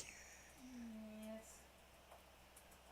Is her successor in your court? No, he is the Duke of Abydos. But if I grant her that territory, her daughter, she won't inherit the claim anyway. But like at worst, the war ends unhelpfully. At worst, it ends inconclusively because yes, you run out of payment. Let's go for it. Yeah. So let's grant her the county of Dhofar because we have high crown authority. The fact that her first son might be outside of the realm is not a problem. Pink Beast asks, what does the green skull mean? It's died of sickness. Yes, it's indeed died of some illness rather than dying of old age or being murdered. So grant her the county of Dhofar.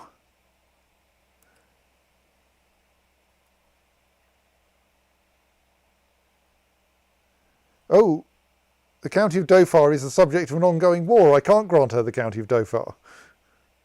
So is there anything else you can grant her? I mean, I could grant her a barony. Yeah. I mean, I don't really want to grant out those baronies. So what is the war anyway? All right, it's the Najadidn't claim on Dhofar war, right.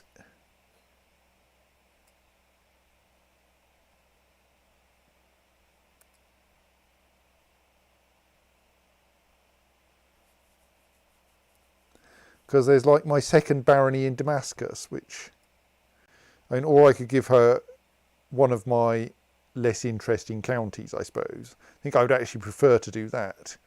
Grant her Azaka, or what other counties do I hold? Yes, I hold Jerusalem, Damascus, Dhofar, and Zaka. So I'd actually be inclined to grant her Azaka because I don't really mind that one going out of my hands. I prefer to keep Damascus and Jerusalem.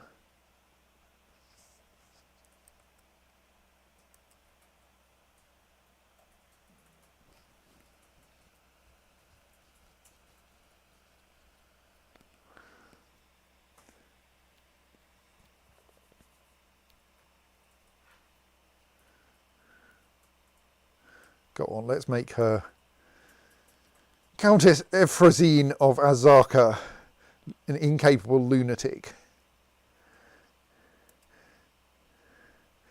I should thus send my court chaplain to proselytise somewhere else because that's now not that county is now not really my problem. We've already converted Dhofar. I'm actually running out of my own territory to convert. Okay, you can stay there.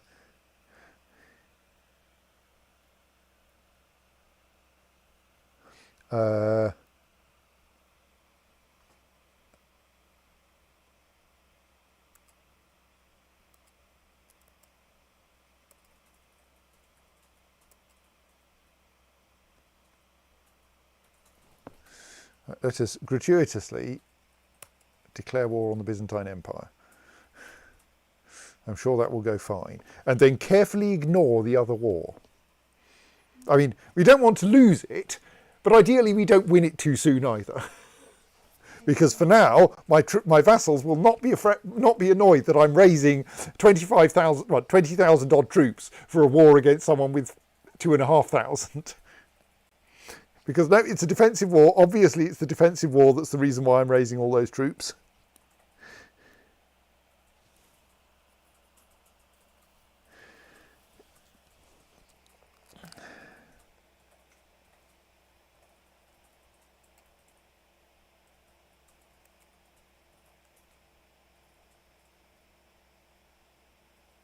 Actually, let's just for safety dismiss the troops in actual Dhofar.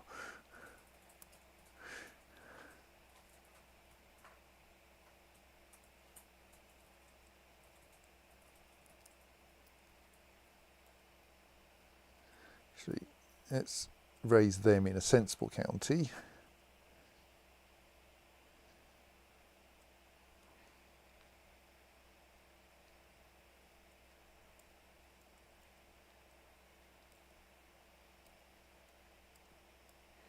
Ditto them. That lot, well, we can raise them in a slightly more sensible county than that, though not by a lot.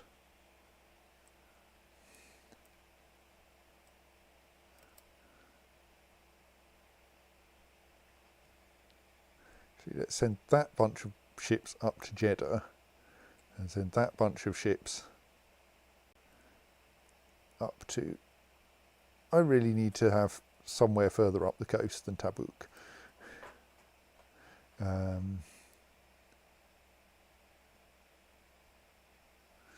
Just get all that lot together.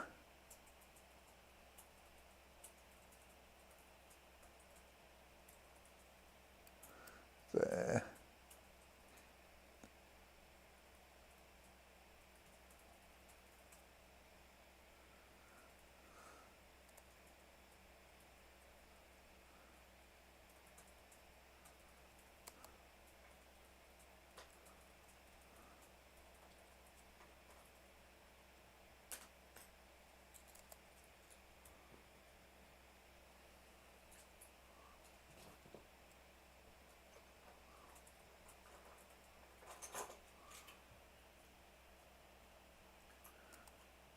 Oh look, Count Zacharias of Tortosa has usurped the title Barony of Margat from Grandmaster Severino of the Knights Hospitaller.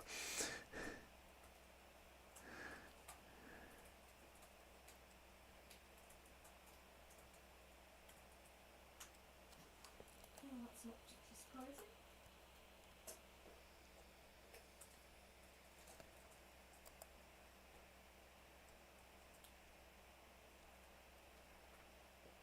Oh, right, I need to pay attention up here.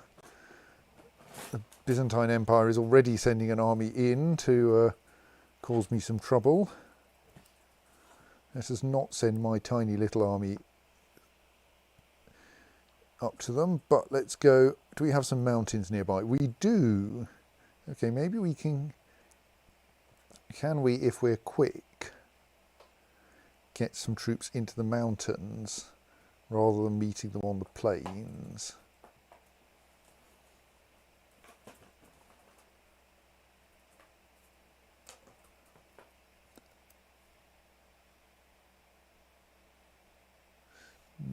Probably not. Who's closest? What if we stick an organiser in charge of that? Aha!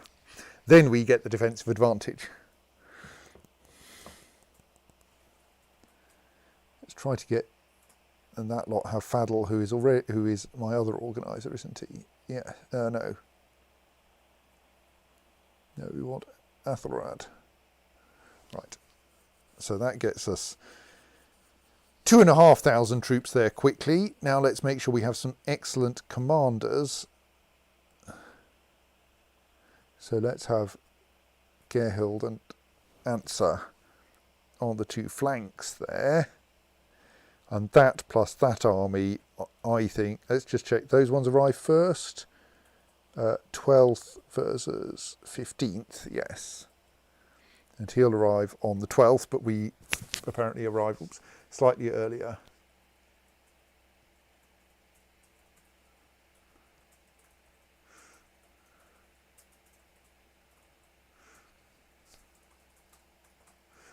So,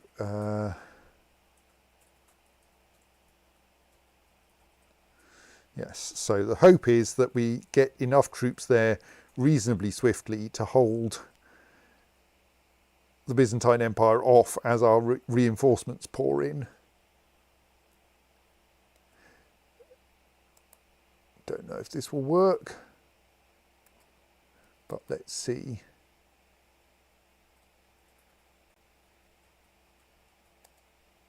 Because that's definitely a scary looking start. What? I was meant to get the defensive advantage. Well, that's going to go badly. I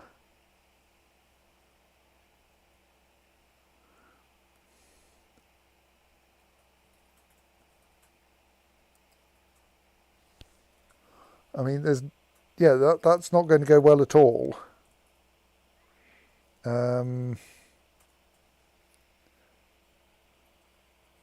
Is my best bet to immediately order a retreat.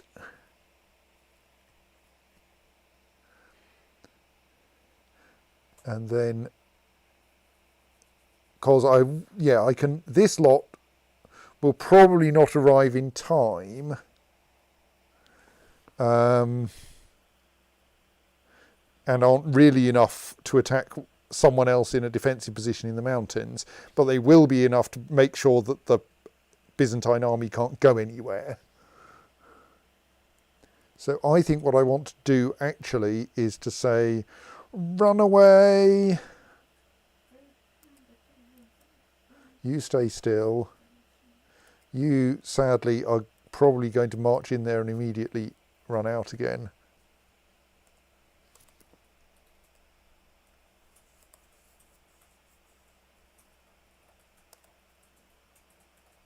I mean, this is kind of embarrassing because we've just broken one of their flanks. Like, we're meant to be running away and we're winning. Well, we're not quite winning yet. Indeed, I think we're probably going to lose, but our flight is not going very well.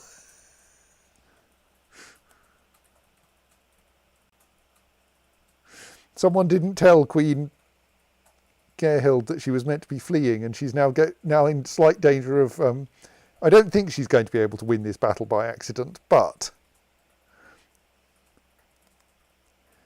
Okay, I think we're just going to have to accept that we may have to win this battle. Partly because I forgot to tell the rest of the army not to join in. Okay, we accidentally won that battle.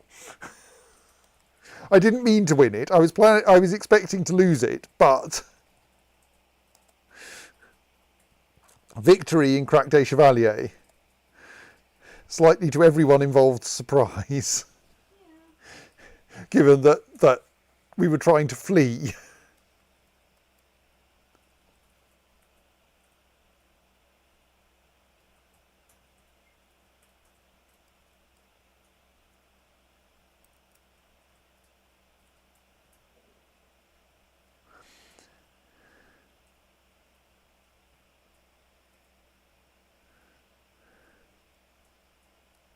Right, well, let's take this rather random army we've apparently acquired and set to besieging some Byzantine territory.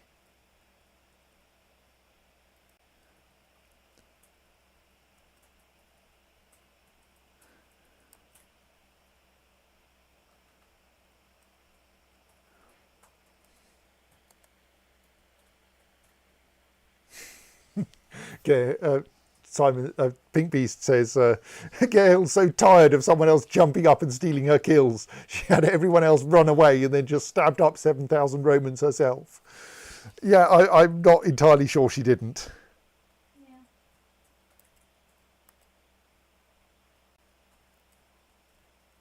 It's entirely inherent, certainly. If you say squack Chevalier. Thank you, my dear court chaplain, who was just, because he was busy proselytising in Anzaka, where I just gave Countess Euphrosyne a county, has gratuitously converted her to Catholicism because she was previously Orthodox.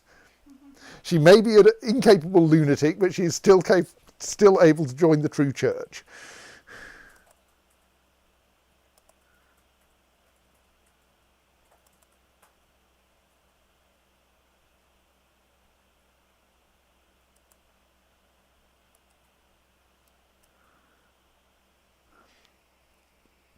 Right, meanwhile, that army should sail up the coast to there, that fleet should go away.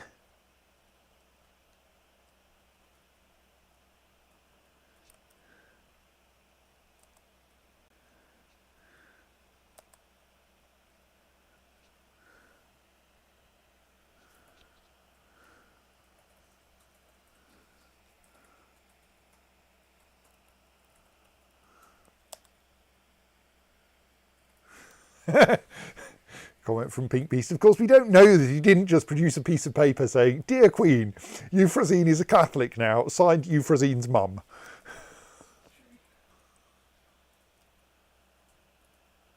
Does she have a regent? Yeah, she has a regent who is a Catholic bishop. So yeah. Okay, yeah. Catholic Church, always very strong on consent. Oh no, wait, the other thing.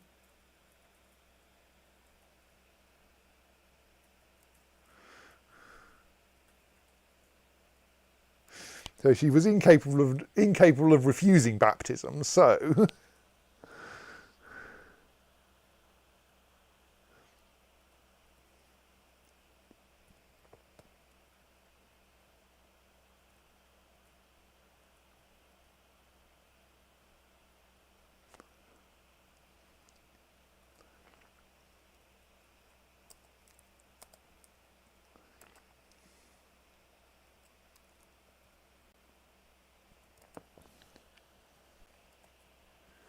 oh dear, we've lost our steward. Okay, let's do it. First, Was killed by rabble. whoops. Was killed by a mob of angry peasants while trying to collect the extra taxes you had ordered.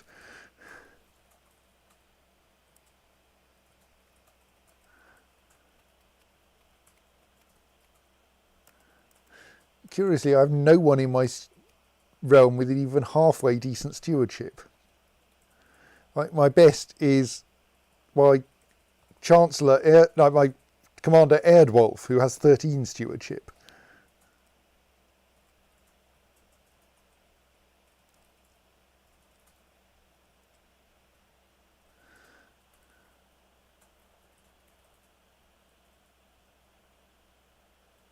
Let's invite over the steward of Schwaben. He won't last long, but...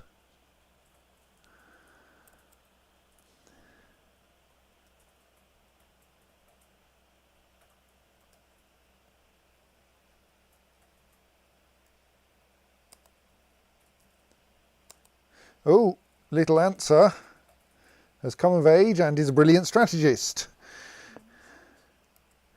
She doesn't have that much martial though. I mean, it will presumably get bounced up a bit in a moment. 15. And so she can marry Anselm.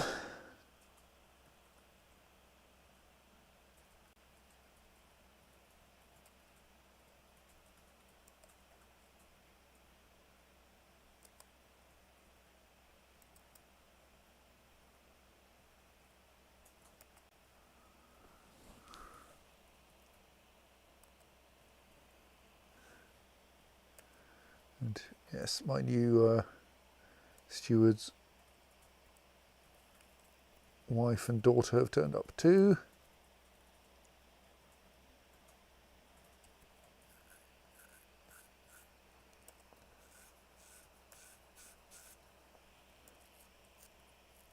Your predecessor was killed by a rabble who didn't like the fact that he was collecting taxes. Go and collect some taxes.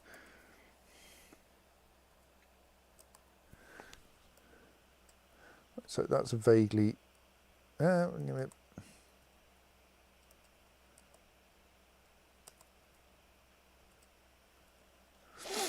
plausible army.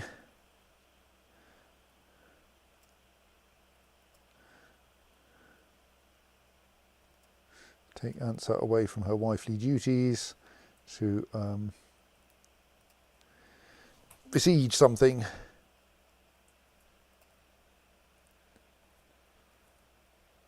That's the elder Answer, sorry, it's a young Answer who of course has just got married.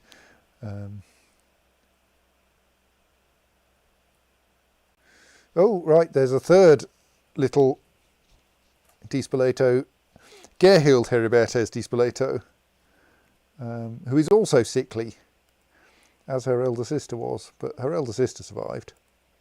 Mayor is now 4 years old.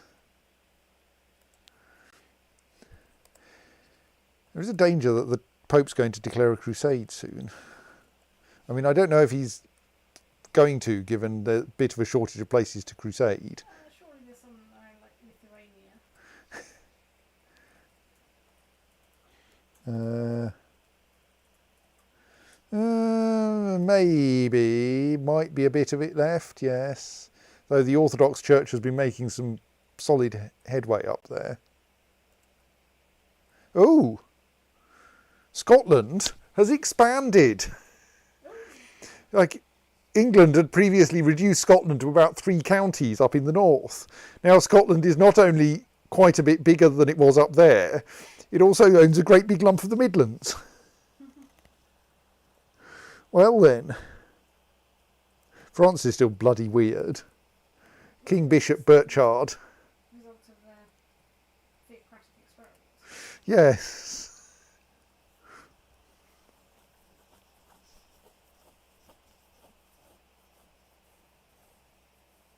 The African revolt seems to have gone about as well as you might expect.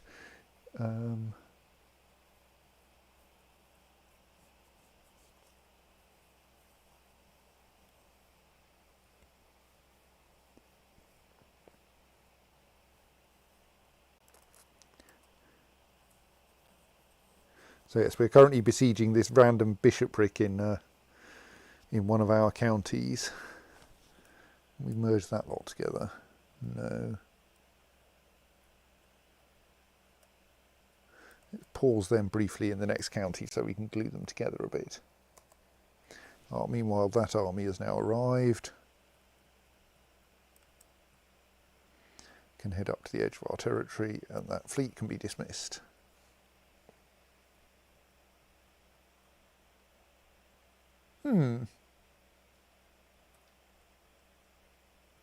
I think my vassals' opinions of me are getting worse. I thought that if I had any defensive war ongoing, it wouldn't. So they're mostly 10. Let's pay attention to that. I mean, like, I'm at war with the Byzantine Empire now. It'll go however it goes, but...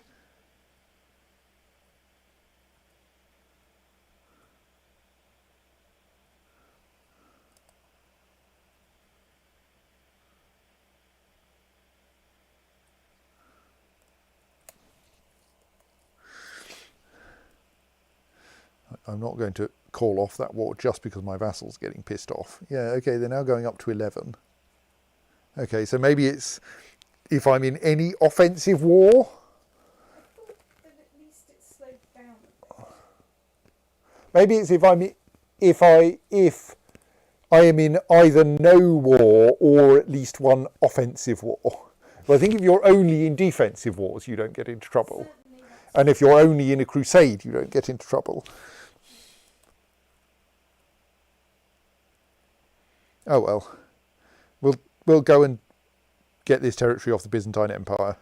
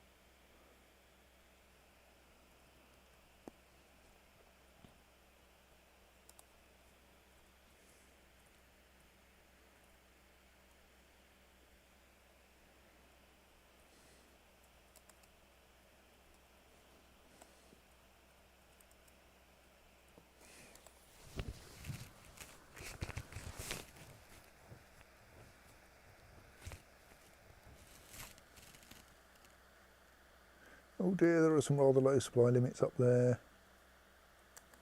And I've lost a commander.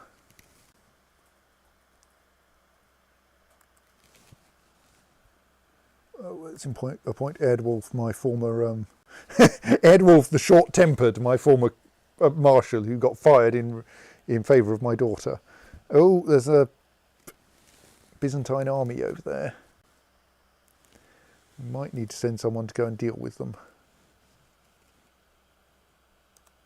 But I think first let's occupy some territory in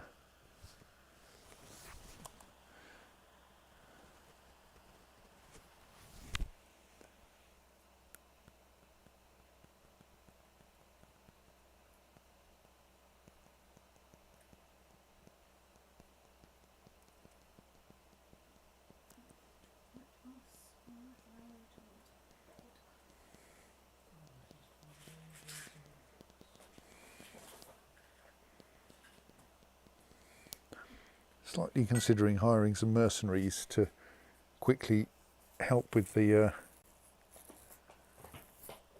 Byzantine Empire army, but actually they're in mountains. I want to let them take that. I don't want to try to put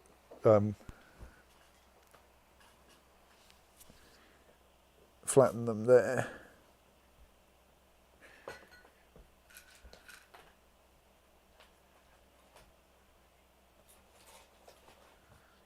I mean, probably what I want to do is to bring back... no, I don't really want to split my army either. I think we go over here and take some land in the contested...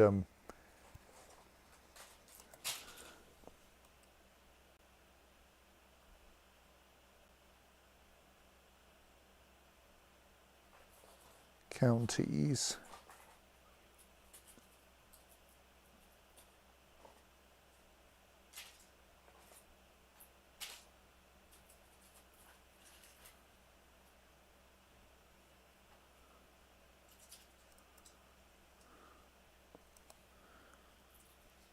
And then come back.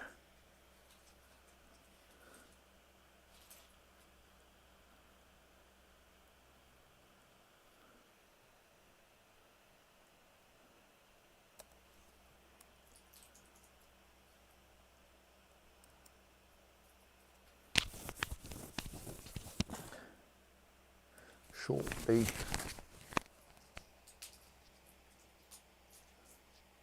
Right, yes, so Pink Beast has bothered looking this up. If you are in an offensive war, except the Crusades,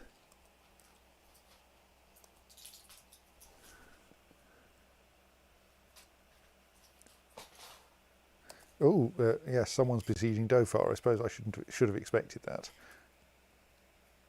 He's even brought a decent number of troops.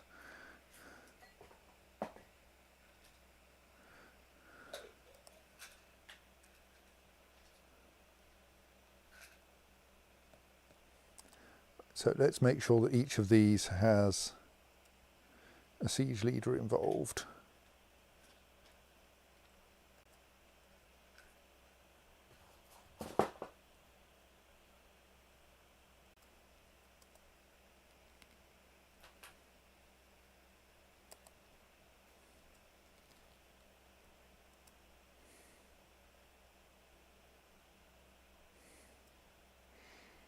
I can't demand your conversion yet because you're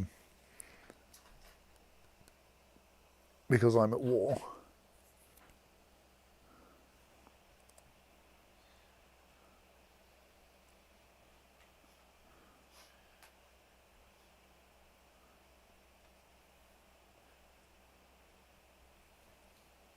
Oops, no, that wasn't the button I meant. Ooh, that wasn't the button I meant either. Right.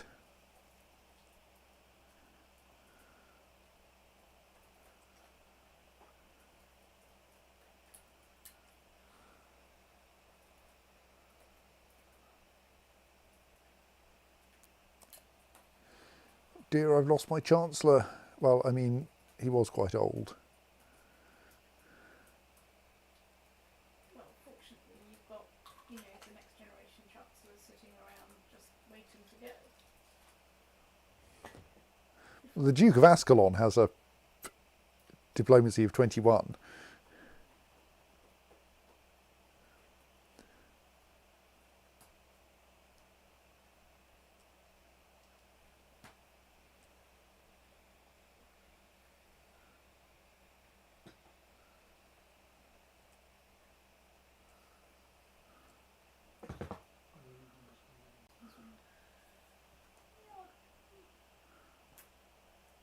Was it you? start. So, got no meetings tomorrow. Right. Go to meetings.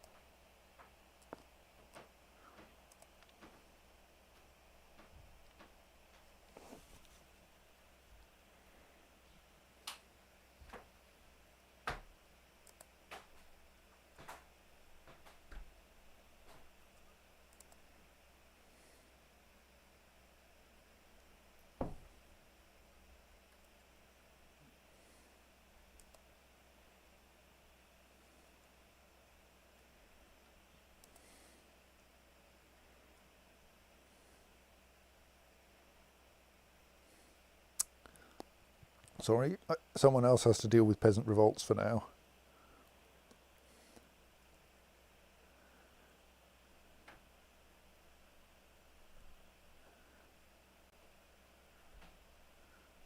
%27 war score.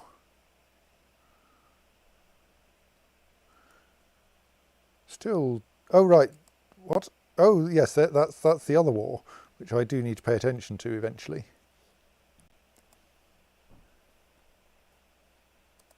I'm slightly wondering about like hiring the Knights Hospitaller and sending them down to deal with the other war, because presumably it doesn't have to be a religious war as long as they're religious enemies.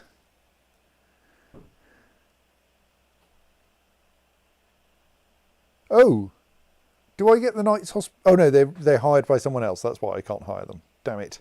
That's why their monthly cost is free, presumably. I mean, if I get them for free because they once built a castle in my territory until I stole it, that would be brilliant.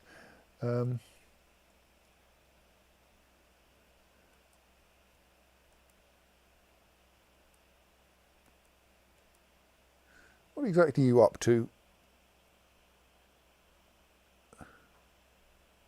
Oh right, yes, you're of course engaged in your own holy war. How's it going? You're winning. Good.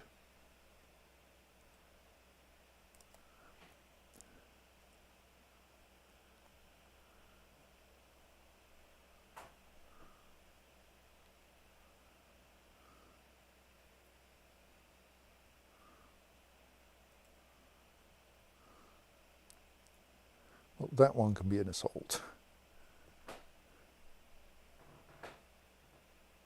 Oh dear, Jerusalemite war ended inconclusively. Casus belli no longer valid. Right. We're kind of at the wrong end of the world. My troops are there, the other war is there.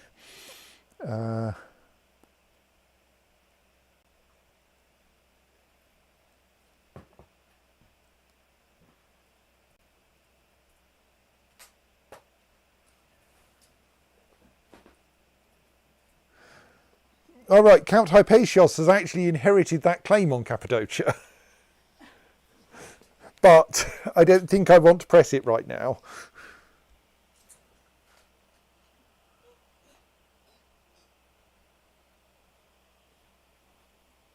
Well, presumably you've got a bit more time. Yes. And presumably some will have a claim on. That one will not be. Oh, right. It may have been will not be inherited unless pressed in war, and that's because I pressed it. Might get away with it. Right. So now our vassal troops will not be causing annoyance because we are now only in a defensive war. Now you just have to squash that one. It's just the slight problem that all the troops are at the wrong end of the country. Yeah, that's not a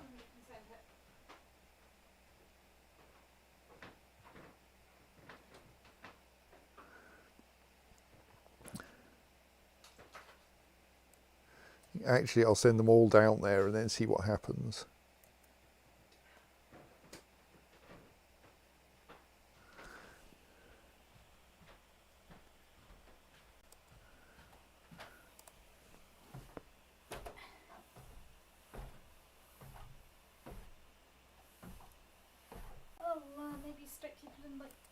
Sunday's time. Okay, let's not send them that way. They're actually a good route here. Damn it, I have sent them that way, whether I like it or not.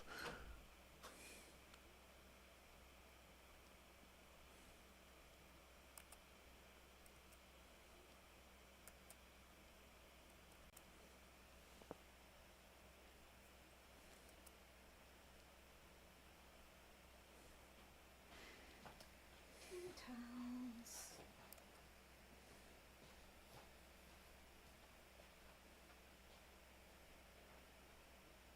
Let's actually send them all through my territory because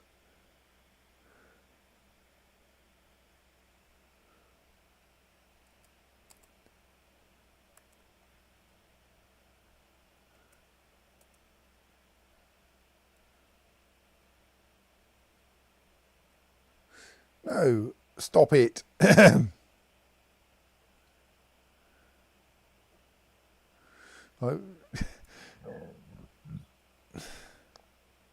I don't want you converting people to Orthodoxy. I want you to become Catholic.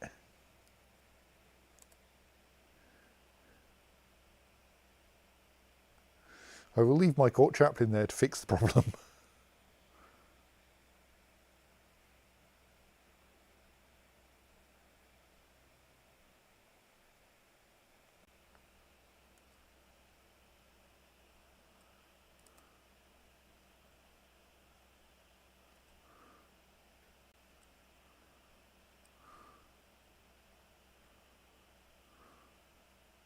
Oh dear, I'm down to one organiser, that's a problem.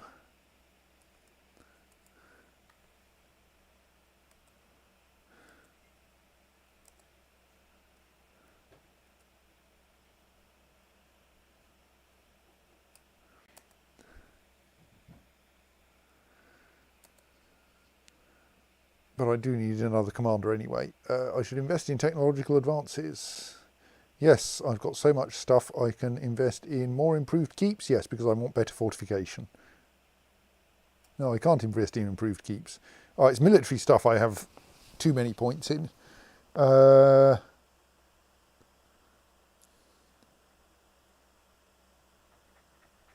that slightly improves the defence and morale of my cavalry and my camels. That much more improves defence and morale of my infantry.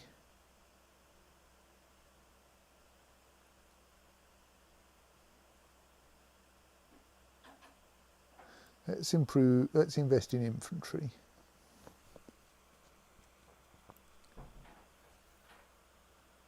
I think here I want improved keeps, so we need to save up very slightly more for that. Okay, apparently I need a new commander anyway, so let's see if I can recruit an organiser.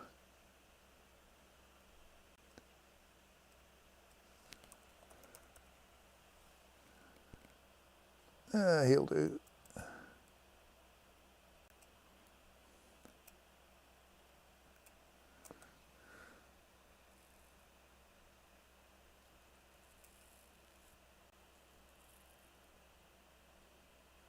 Aha! Hello, the Knights Templar have established a new holding in the county of Jaffa. Permission to settle there was granted them by the noble Count Gabor of Jaffa. Their mighty castle will henceforth be known as Beit Dejan. Right, well, that won't last. Thank you for building us a castle.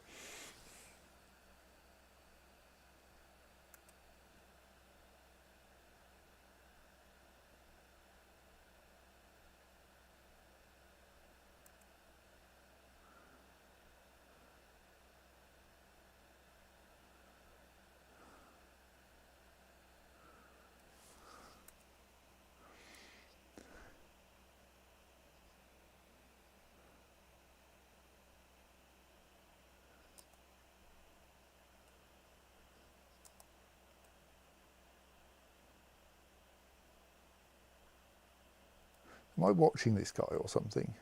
No. I'm watching him probably because he was slightly interesting once.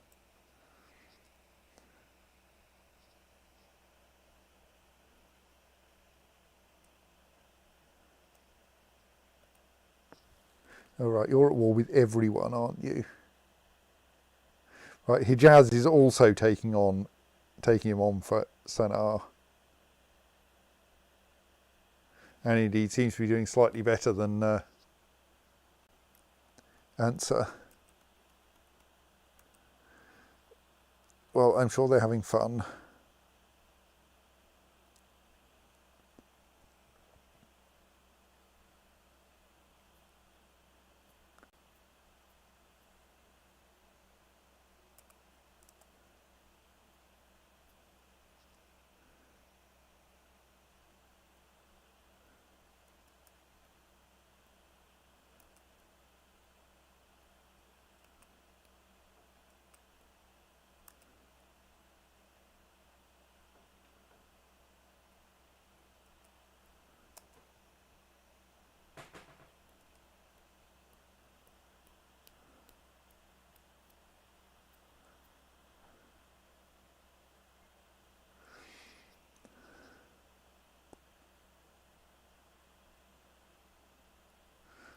Let's try to cheer up Duchess Adelheid. Oh, well, we can't at the moment.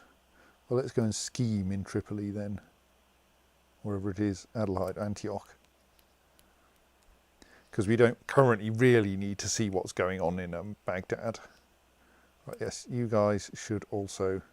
Actually, I think we should get everyone onto a ship in Tabuk.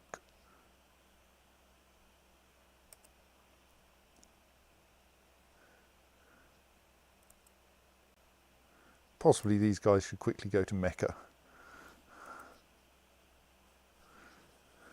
And then get on a ship in Medina. Though actually even there it's probably going to be faster to go to Tabuk and then take a ship down to Jeddah, hop off at Jeddah and squash the revolt and then carry on.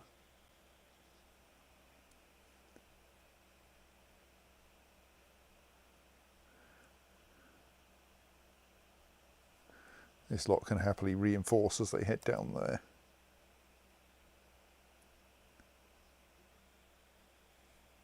Oh yes, Pink Beast asks, could I hire some ordinary mercenaries close to the scene? I could, but not very close because they'd all materialise in Jerusalem. And Jerusalem is itself quite a long way from Dhofar.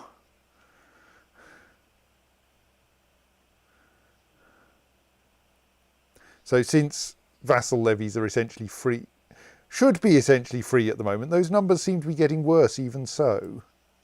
Oh well. But I'm not well off in cash terms at the moment.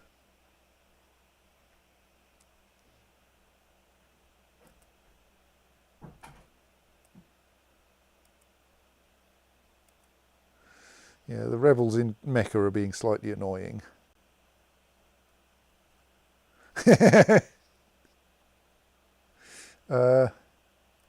Right, Hypatios is now, as he should be, Catholic. His wife isn't, but that's partly because she's not there. Right, now I can get extra improved keeps, which allows me to build better castle fortifications. If I can afford them, which I can because they're quite cheap. Let us add to Mirabel a deep moat filled with unsanitary water, which will get us an extra 1.0 fort level. And let us do the same in Ramallah.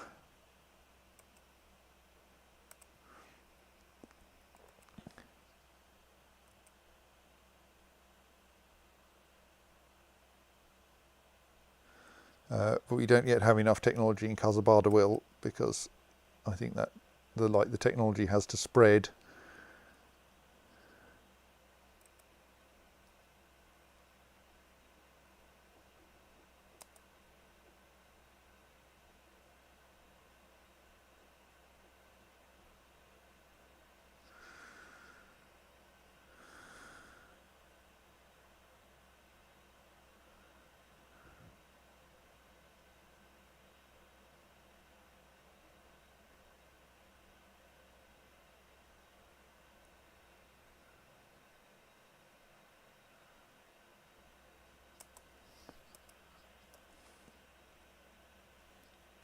Okay, there's nowhere near enough ships there. Stoats.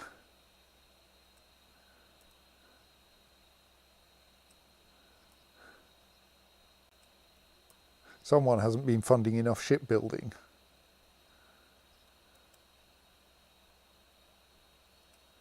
In that case, this lot will go down and deal with Mecca, simply because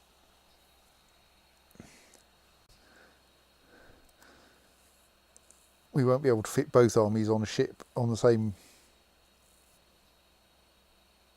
on the one fleet.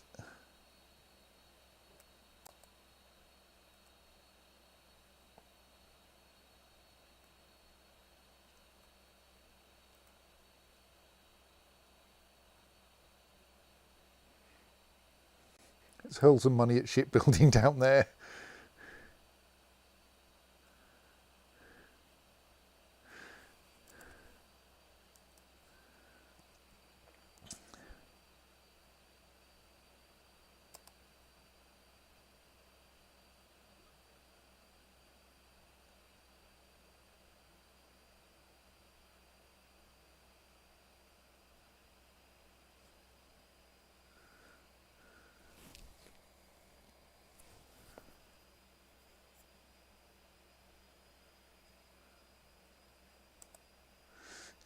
Goodness, I'm getting through the stewards at a hell of a rate.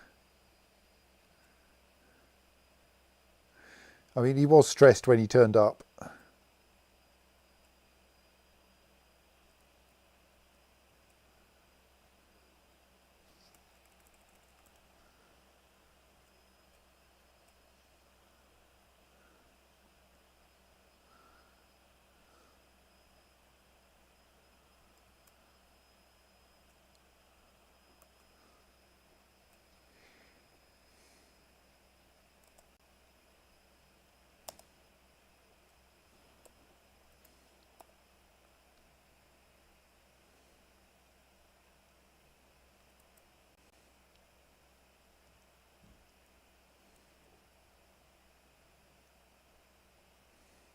All right, I don't control Dhofar at the moment. Right, land in Muscat then.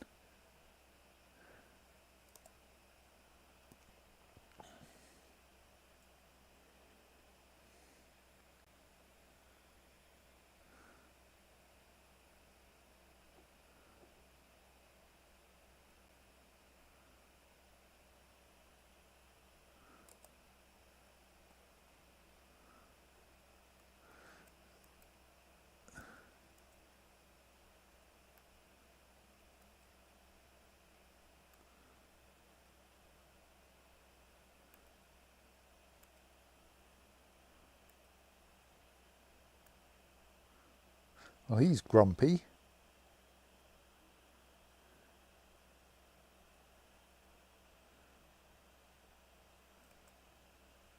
Can we send him a decent signing bonus? And then ask him to become Catholic.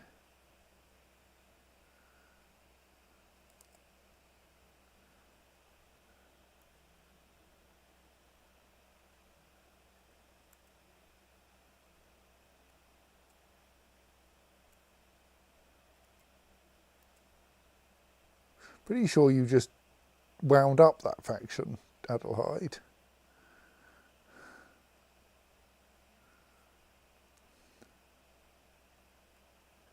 Excellent, that should make you slightly less annoyed.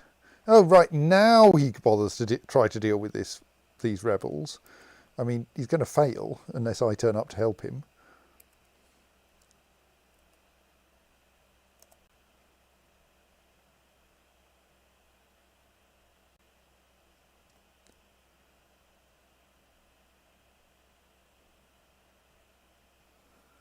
Let's try to land in territory that isn't going to have enemy troops in it.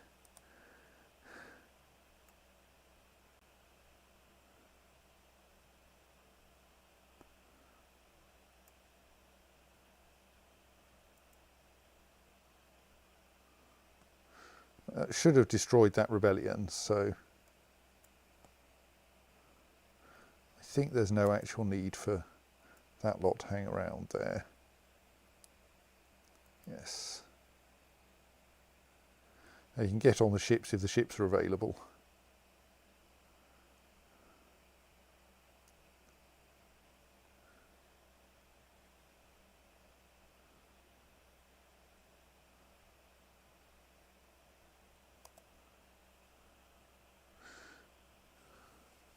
Oh dear.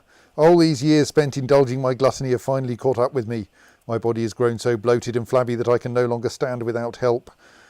I spend my days lying around on my bed looking at the line of servants going back and forth from the kitchen carrying more delicacies to fill my insatiable appetite. Queen Gerhild, Sword of God, gets obese. -3 martial. -1 diplomacy. -50 personal combat skill. Which takes her down to quite, probably shouldn't actually get into fights on battlefields anymore. Still 27 martial, still should be leading armies.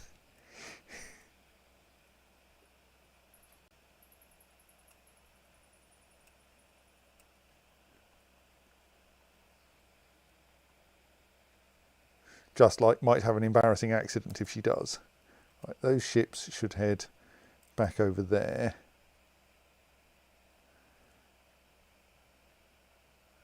Let's send them to the Gulf of Aden and then make sure they end up somewhere useful. That lot. Muscat is mountainous. This whole area is mountainous, so we don't really want to get into battles until we've got the whole army here.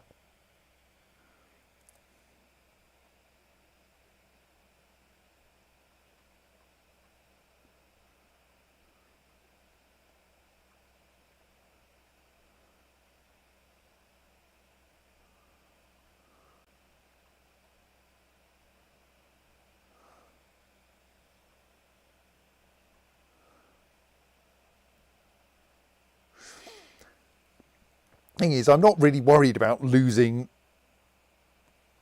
Gerhild in a war because, she's not going to be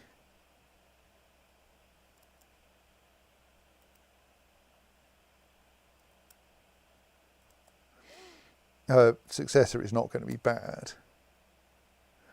Oh dear, Gunzlin von Heimbach has died. We're going to need a new spy master.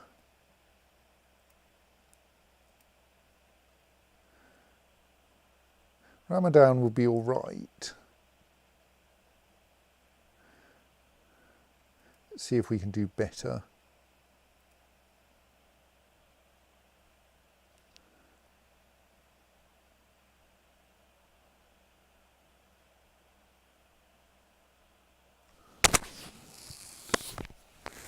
Let's go for someone who's actually of the correct religion.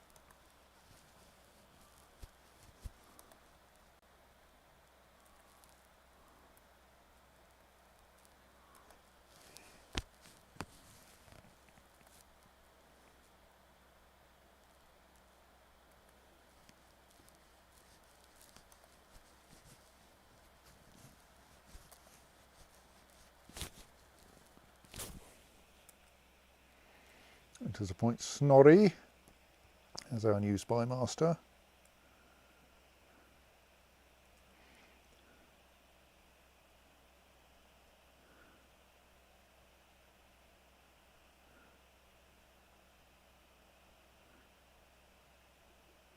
And yeah, I think you may as well go and scheme at Adelheid.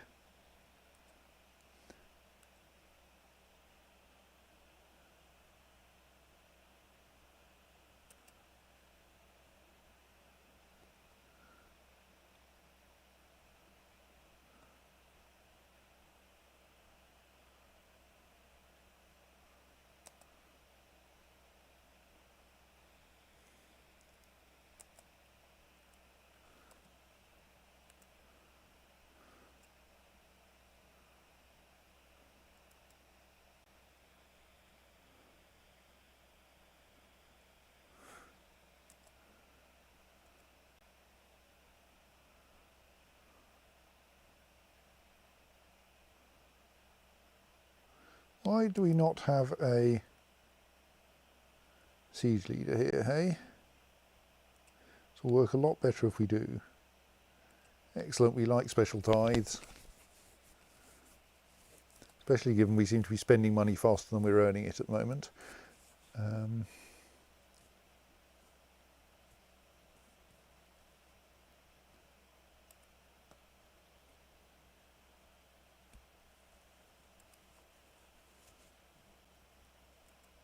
Okay, we should probably actually be besieging Dhofar, but still. We're not at the moment.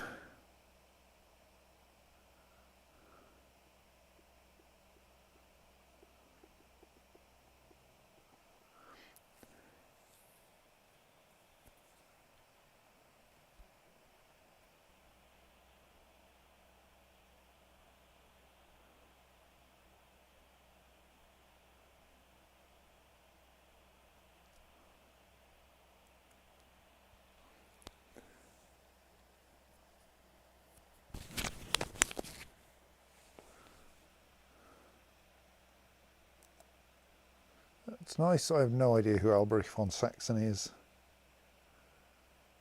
He's apparently the son of my court chaplain, okay.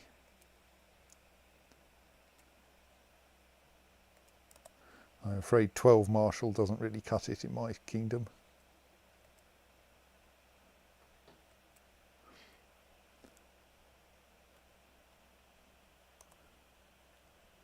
We don't want to send that lot in there, but everyone should march on Muscat as soon as that army looks reasonably stable.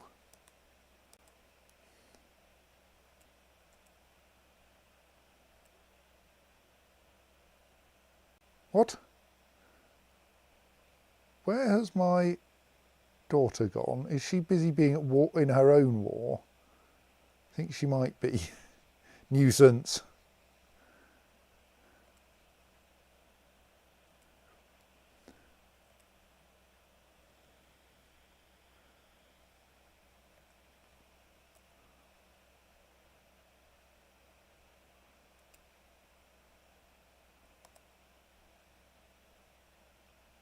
Let's just give them a chance to charge up and then march them in there.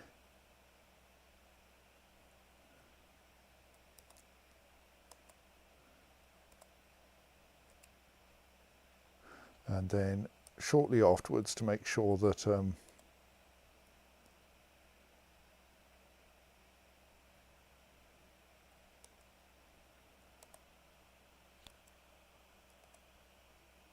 the right people arrive first. No, that's still going to be wrong. You guys, don't move yet.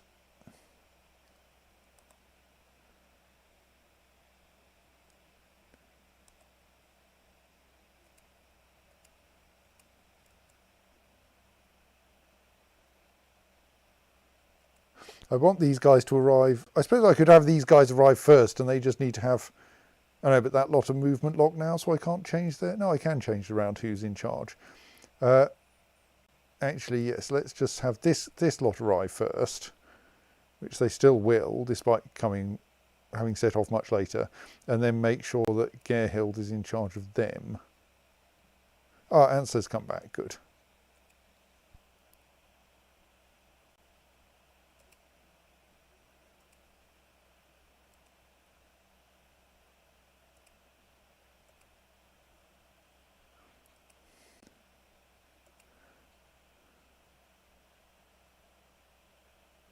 Now everyone's arriving on the 10th. I don't know what's going on.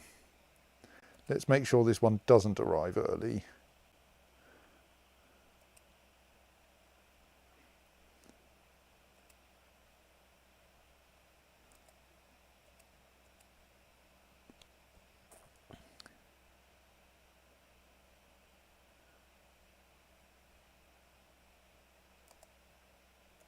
Right, so Ramallah now has fort level of 7.5, as does Mirabel. That's nice.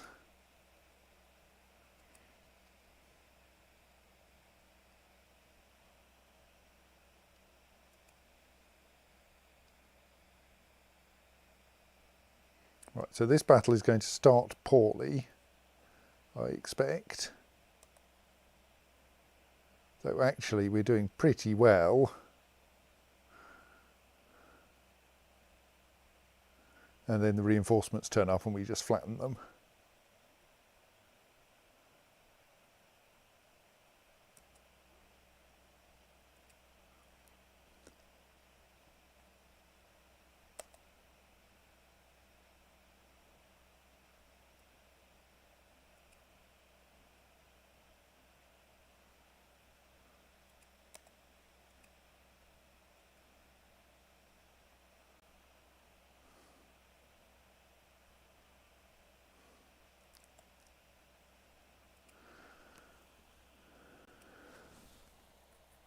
Okay, you want to marry Agnes Conradina? Or rather you want Prince Baldwin to marry Agnes Conradina? I mean, your taste is weird, but go ahead.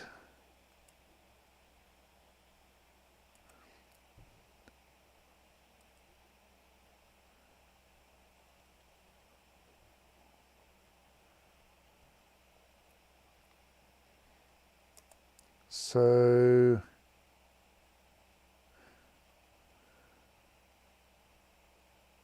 yeah, we may as well take this this castle as well. Cursed heathens, Zikris have turned up in Negev.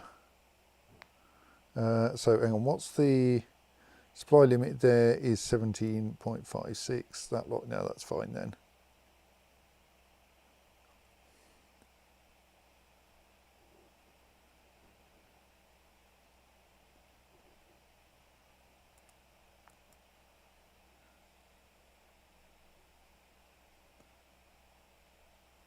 All right, now everyone's opinion is improving, so yes, being in a defensive war is not a problem.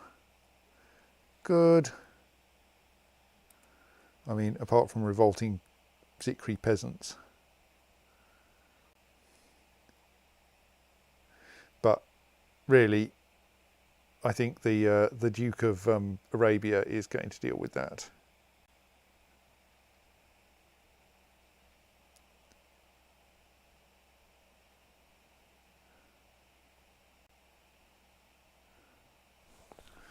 So I think once we hold Dhofar again, our war score will become substantially positive. It's like at the moment, minus 53% is from him controlling Dhofar. So we'll go up to probably plus about 75%. Oh, Prince Archbishop Vela has claimed most of this area, but bits of it are still held by the Najadidn't Sultanate, as is that entire county, I think. Yes.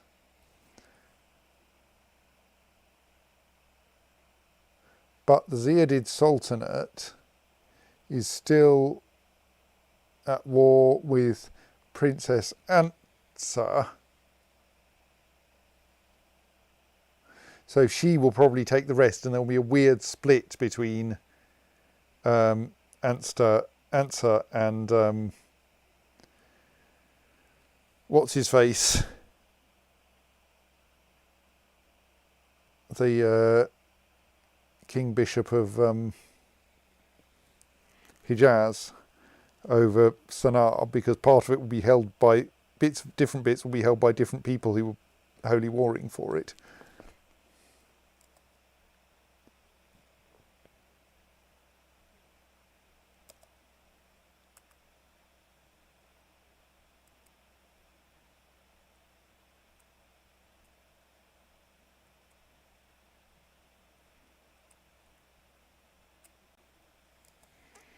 So yes, that's all going to tidy itself up, kind of.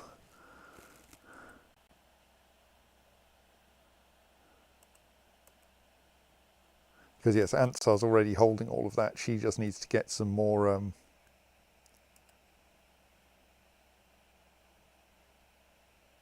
So yes, now at 0 war score. She just needs to get a bit more war score, which she's clearly working on by besieging Hadramaut.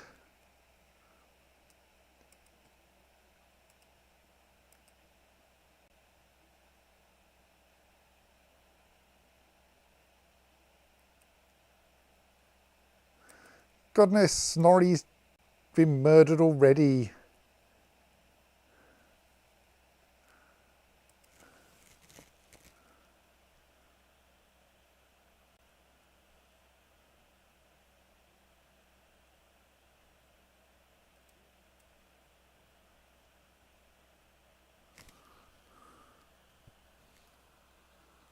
Why are all these brilliant spy masters being marshals? It's weird.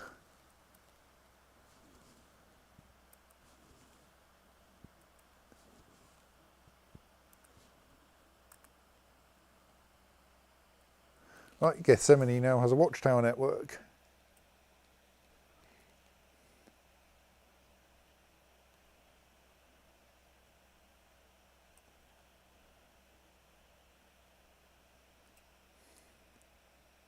Then I may now need to work out who I'm at war with. Possibly we can do this entirely by battles, not sure. So how are you doing in that war now?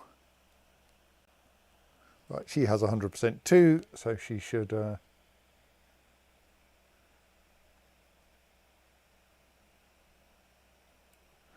soon finish that war.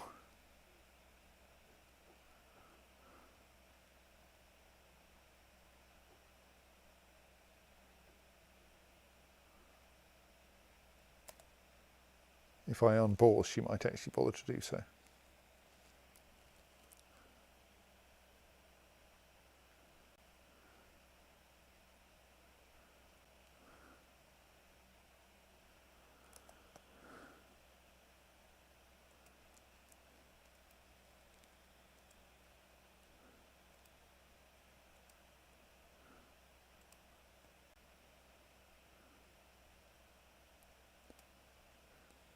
I might learn my lesson eventually and stop sending them to Antioch, but not yet.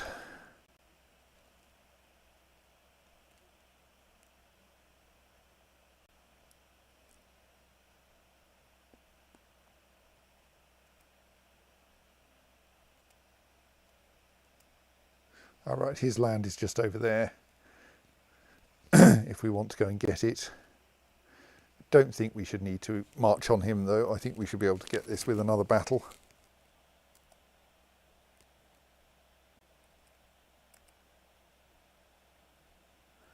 Odd stuff going on. Someone being exiled by the Prince Bishop of Hijaz. Right, so we now have... Oops. Right, yes. Sultan Jabir has accepted Prince Ansar's peace offer. Princess Ansar's peace offer. So now everything looks perfectly sane over here, unless you look at sub-realms, when there's a kind of weird split of Ansar having two things inside Vela's territory, and having that odd county up there as well, but that's fine.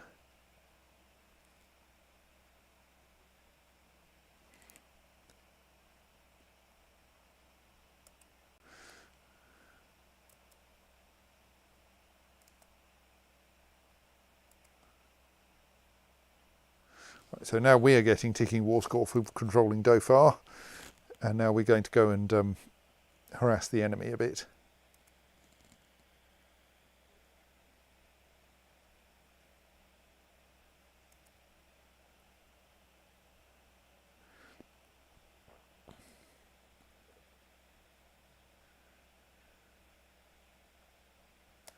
"11 messages, what?"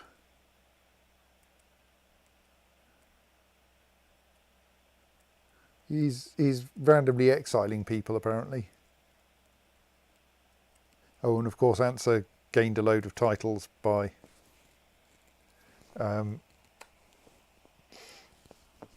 that holy war.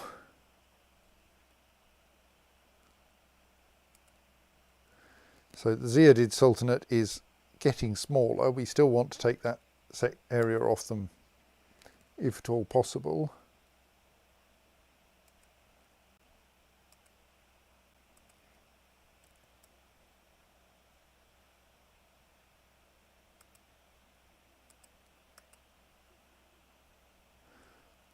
I don't actually have any truces left, which is slightly odd. Presumably that means there's a new... Yes, there is a new Najadid Sultan, which is nice.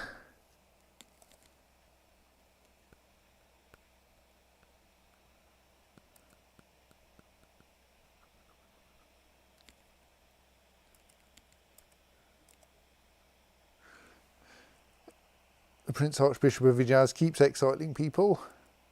He's generally just got too many people in his dungeon, hasn't he?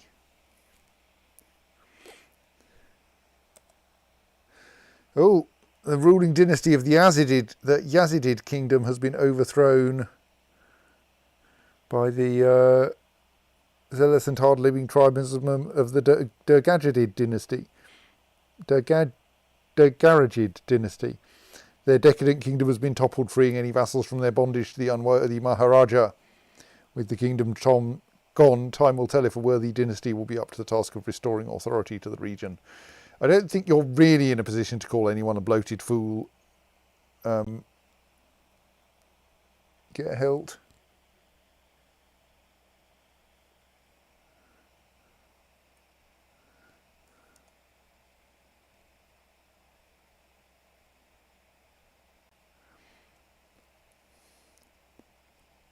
I think I know how this battle's going to go.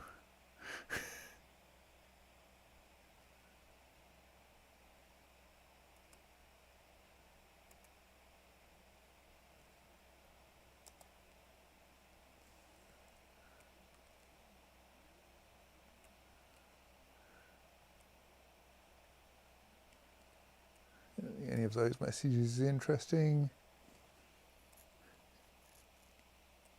Still various people tidying up after their recent wars.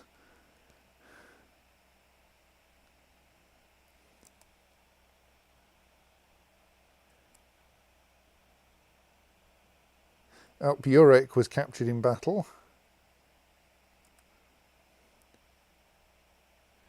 That is not actually helpful. We mostly gained from that battle. Well,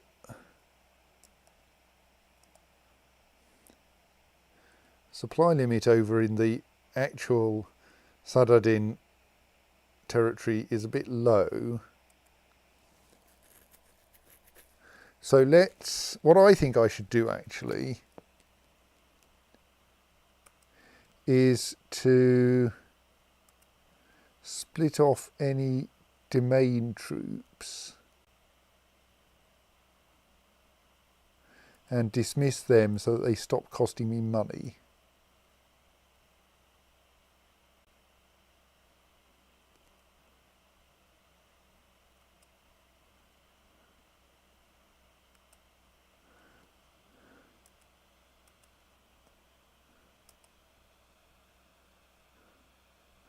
And then we need to we want slightly fewer than that because the supply limit here is only 10,000.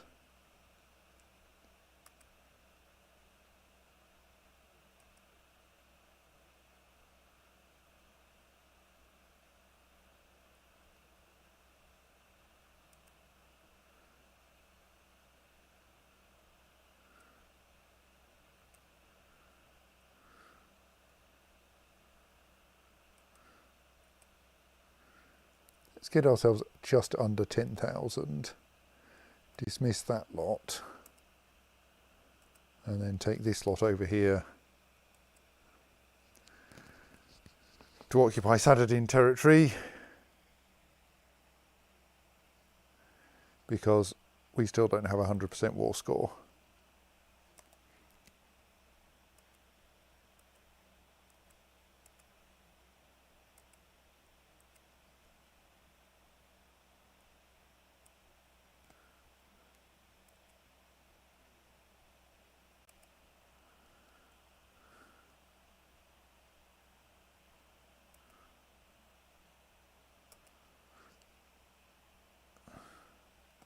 ransom him.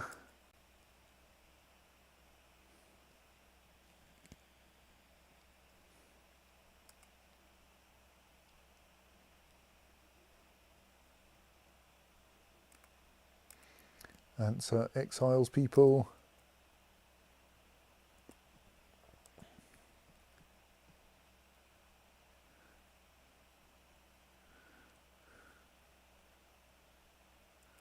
And again.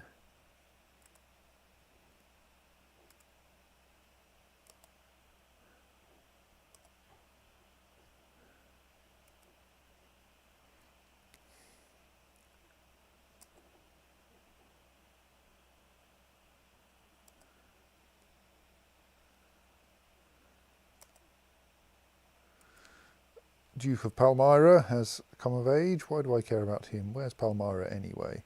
Oh, okay, yes, it is in my territory. He should find himself a wife. Do we have anyone we can offer him?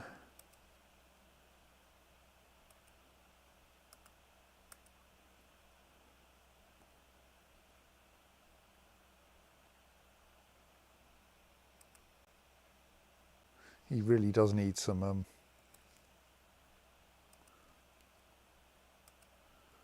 marshal.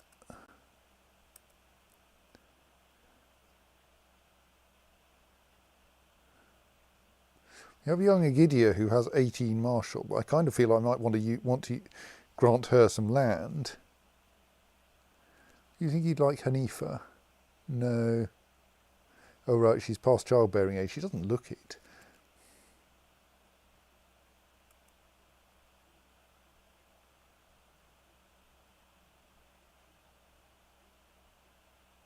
Oh, maybe we have to send him Agidia then.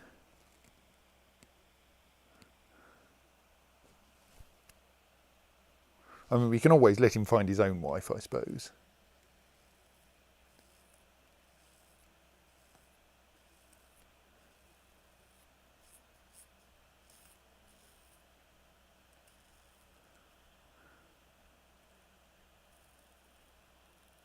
Sorry, I mean my court.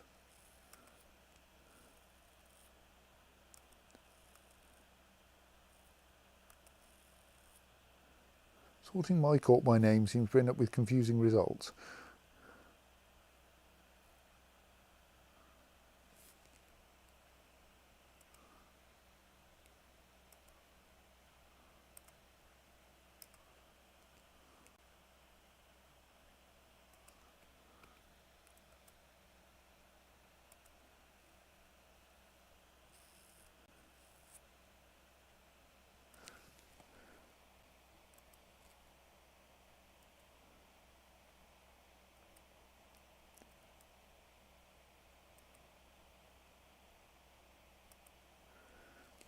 Well, she might be useful. She would make a decent countess or duchess.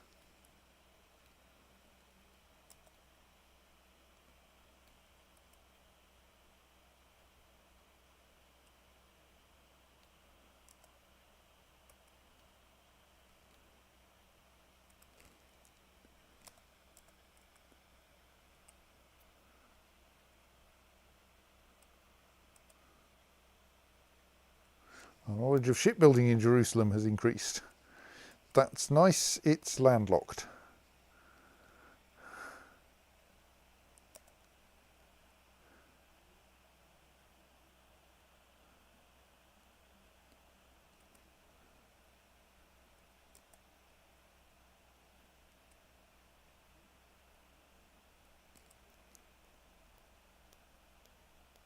Who are you? Why are you in my court?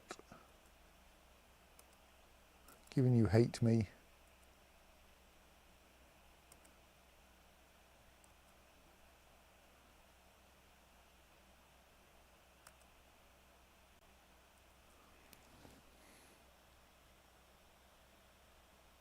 Presumably you're here because of your parents. Maybe I should wait for you to finish growing up properly.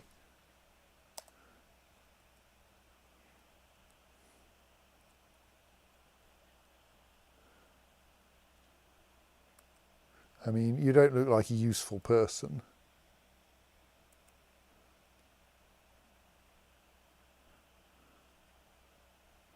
or the son of one of my commanders, but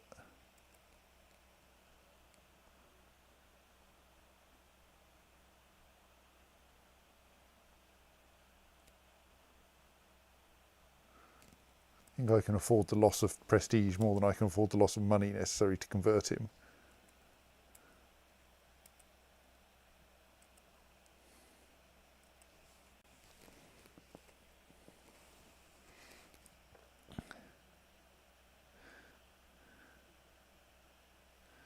You could assault this place, but meh.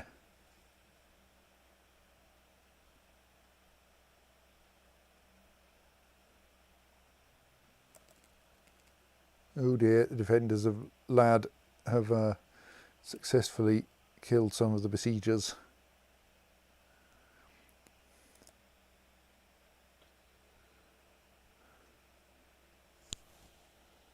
Well, we should be there soon. This little defensive war has turned out to be rather more effort than I'd expected.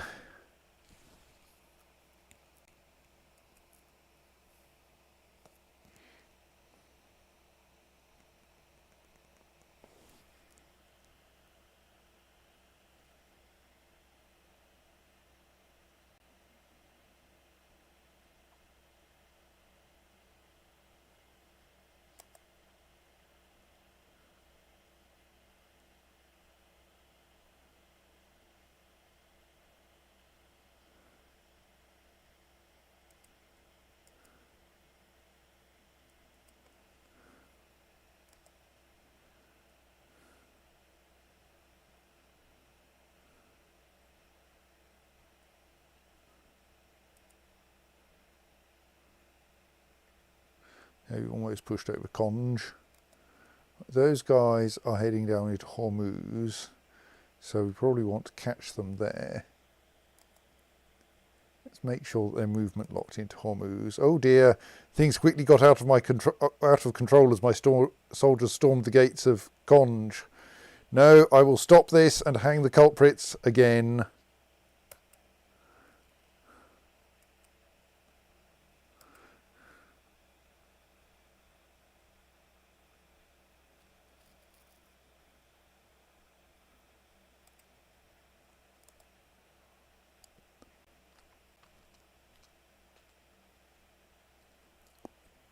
Once their movement locked, we're going to march in there and hit them again. Okay, yes, they're different culprits each time, I think.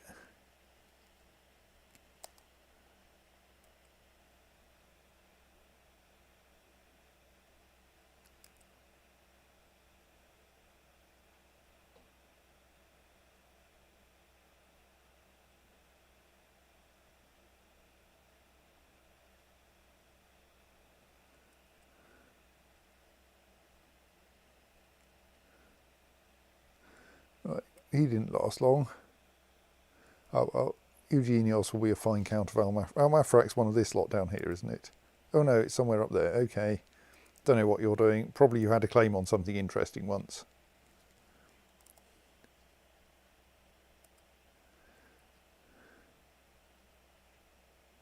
Oh, we've got 100% war score. Well, let's save that battle then.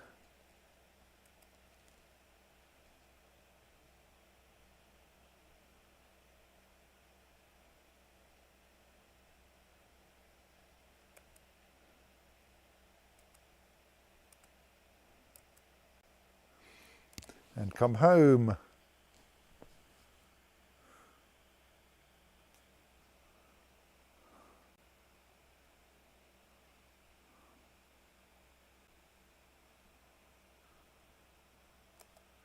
Oh, we have a new Duke of Galilee, Duke Edwulf of Galilee, who is possessed and terrible at everything except learning.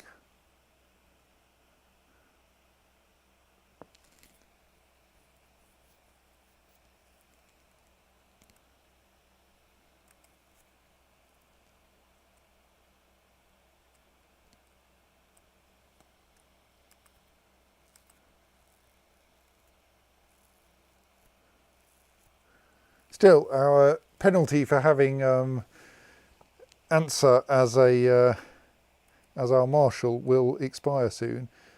Wow, she's managed to have a son finally.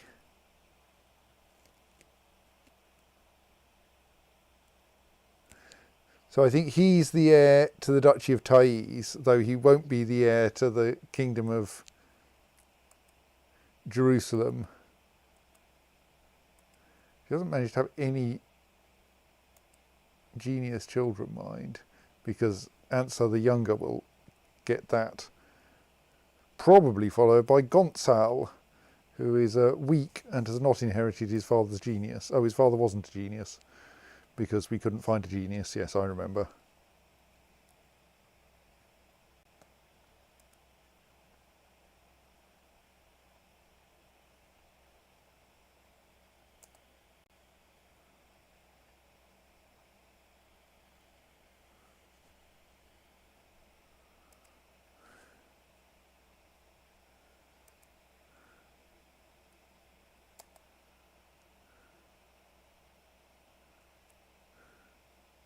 Weird things going on.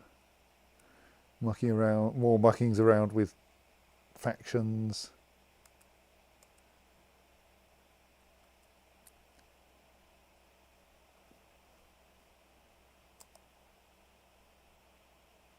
Now we'll still work on Adelheid, or possibly get our spy master murdered by her again.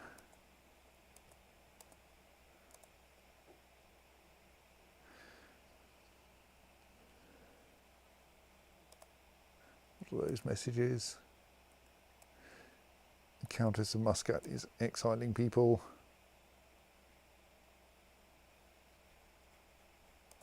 Right, that lot can now be dismissed.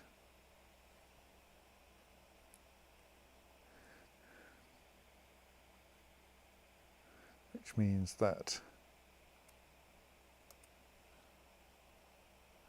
Ansar is not doing anything for us. Let us send her to research military tech in the capital for a little bit. Are you sure that's Ansar? I don't think that is Ansar, you know. I think your character models may have forgotten to have the right faces on them.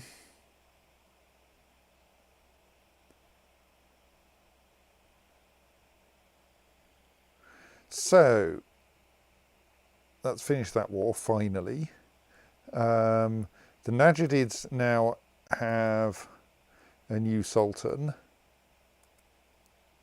so we can totally declare war on them for Al-Bahrain, or even Basra, or Fars, but we don't actually want that, or Khuzestan, which I don't think we want either, or Makran all the way over there, which we definitely don't want, or Mudar, which we probably want in due course, or Nafut, which similarly. We also have the odd de jure claim, but those are really not very interesting. And they apparently hold some stuff down in Tihama.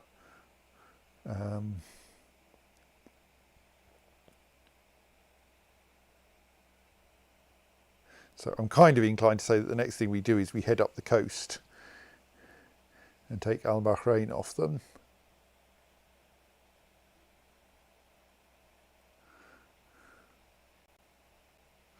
On the grounds that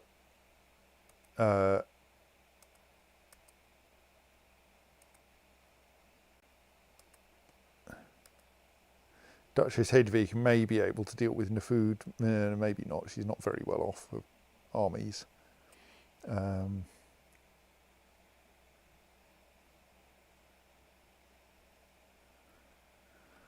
So what's going on with Oman then? So the current holder is still at war,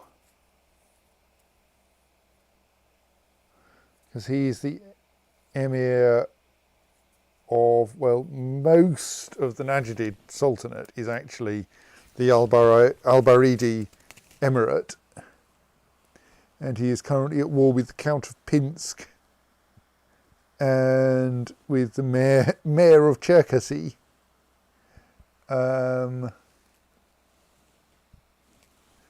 So, yes, it may be a while before we can... I mean, he is currently Emir of Al-Bahrain, Basra, Kiev, Etel-Kurs, Jibal, Crimea, and Oman. It's not like he has a shortage of titles. But no, we can't usurp any of them as long as he's still at war.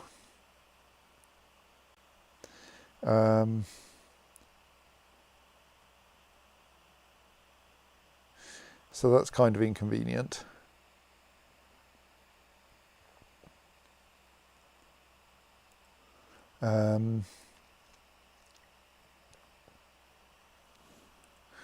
So yes, that will continue to be a problem if we stomp up through those Najadid lands. Maybe that's a reason to come in from this direction where we might be able to get the titles. Because that emirate is actually... This guy only holds that emirate, essentially.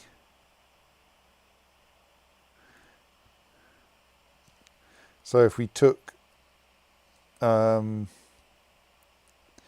Mudar... Ooh, I should look at that. We would actually be able to grant it to someone. So we have a new Prince Archbishop of Hijaz. I do occasionally wonder if I should start reclaiming authority from the Pope. But, like...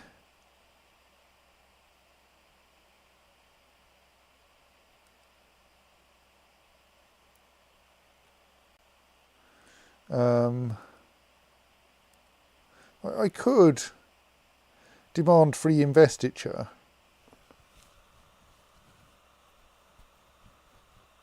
It would annoy the Pope, but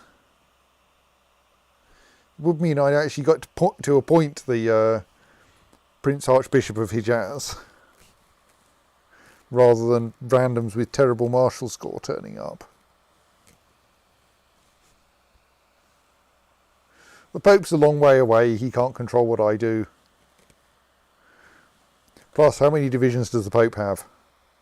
Do not answer that question. For one thing, he's part of the Holy Roman Empire, which is probably still quite scary.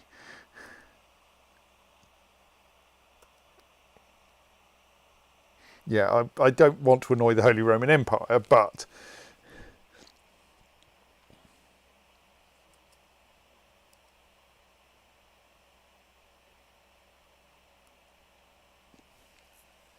observe the way that the Holy Roman Empire is still run by a Dispoleto. And he may not be genius, but he is quick.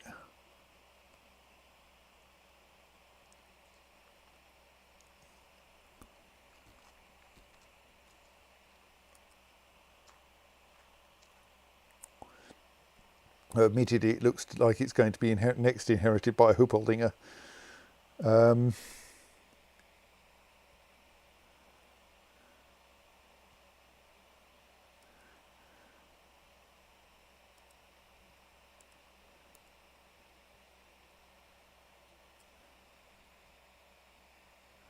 Yeah, I'm kind of tempted to actually go, sod it, we're having free investiture.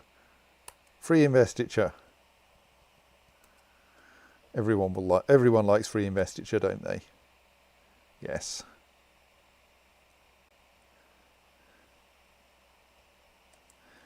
Free investiture, right.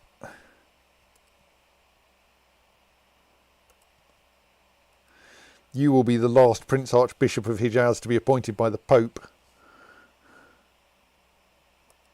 I think, yes.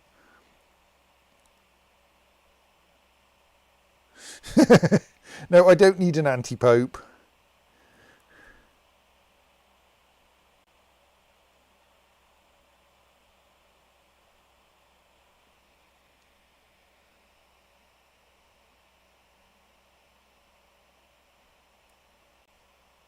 So what's Erdwulf like? Is he married? Because it's kind of rude to appoint married people as bishops. No, he isn't.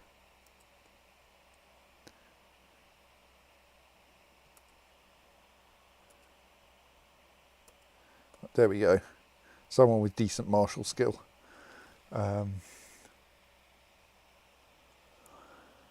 So yes, so that's why I can't usurp that, and it's going to going to continue to be a problem up here.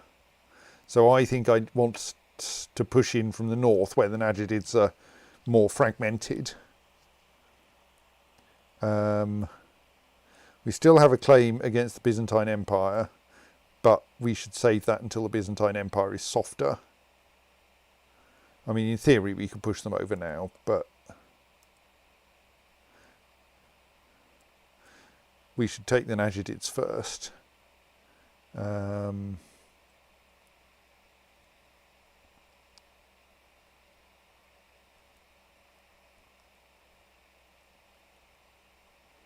I'm not going to do anything more serious tonight, but I am thinking about what other things we might want to investigate.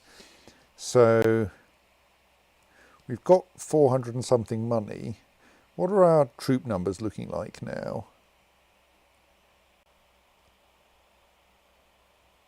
So yes, we get an extra 10% in levy multiplier from our new watchtower network, which is nice.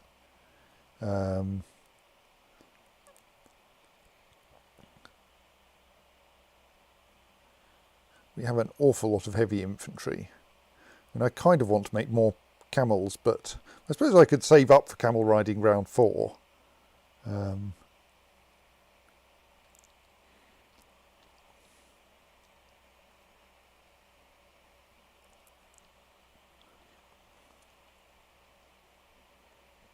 That doesn't require much saving up.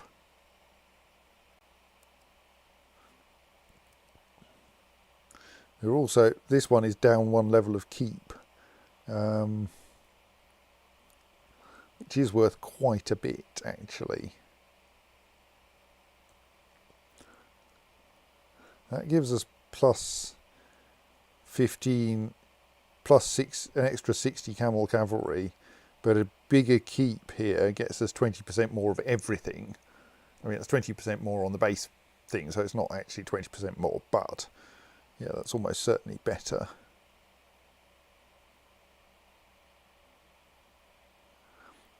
So yeah, we probably actually want, next thing to build is probably a keep in, a level 4 keep in Ramallah first. Unless there's something missing in Damascus, or rather Kazabar the Will and Shaba. I mean, we have no stables there at all, but yeah.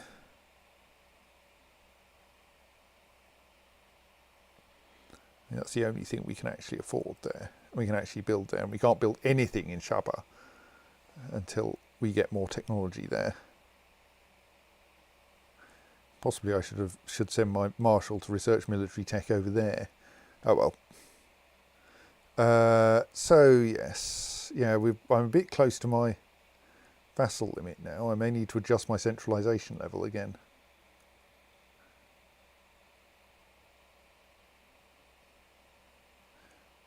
Reduces my domain limit, but gives me 5 more vassal count. But if I do that one with one more duchy, that won't be a serious. That will neatly fill up my vassal limit. So we go for Mudar, which would be quite nice.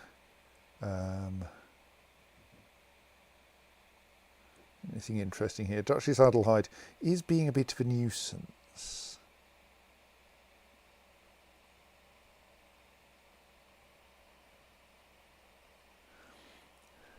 But like, I don't know that it's very helpful to imprison her.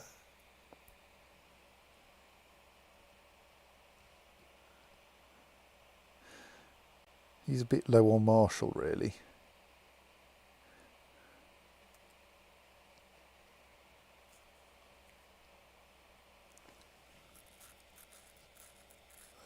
Yeah. Slightly tempted to imprison Duchess Adelheid because she keeps being such a pain. That might be a problem because of Syria, but I can't fix Syria quickly, can I? Because because I want to get their crown authority up, but I basically can't change their crown authority as Adelheid, as Gerhild rather, and we need to get it up to high in order to stop things passing out of the realm through inheritance. That'll be a nuisance. It'll take forever. Meanwhile, what's the crusade situation? Right, I think the Pope can call for a crusade at any time, but he hasn't done so yet, possibly because he's not quite sure where he should go. So yes, I think we are probably going to stop soon. I'm just seeing if there's anything interesting I can point out on the map, but mostly it's interesting that Scotland is having a bit of resurgence at the moment. Africa seems to be basically stable. What's going on over here then? Who is that that's occupying that? Right, that's just... All right, so that's Africa stomping on the Najadids from that side. Or rather one of Africa's vassal duchies. And we will eventually take this lot on, but indeed, do we still have a truce with this guy? We don't. So you could totally holy war him for Hadramaut. That would not take long at all. Not tonight, but holy war the Najadids for Hadramaut, Najadids for Mudar, and consider what to do about the Byzantine Empire. We should probably wait until they become less, until that some internal revolt makes them a little less scary, or they're at war with someone big, which I assume they're not at the moment.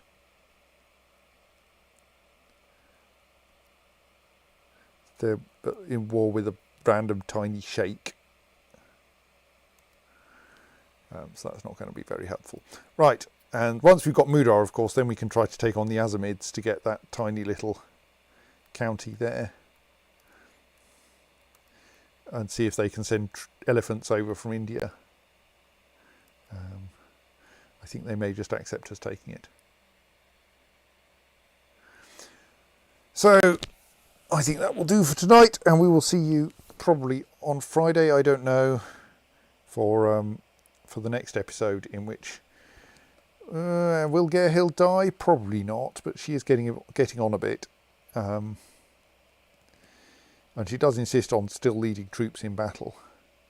And we'll see if Ansa, who seems to have managed to get scarred, yes, has managed to get scarred while I wasn't looking. Which is good for her prestige, at least.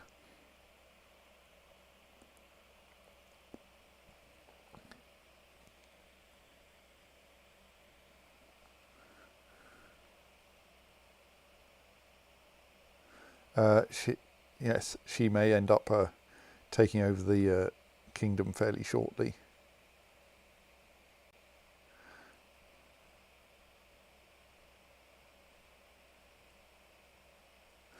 Gonçal Anselmes. That's a fairly good name. My great-grandson, who merely turns up as kinsman.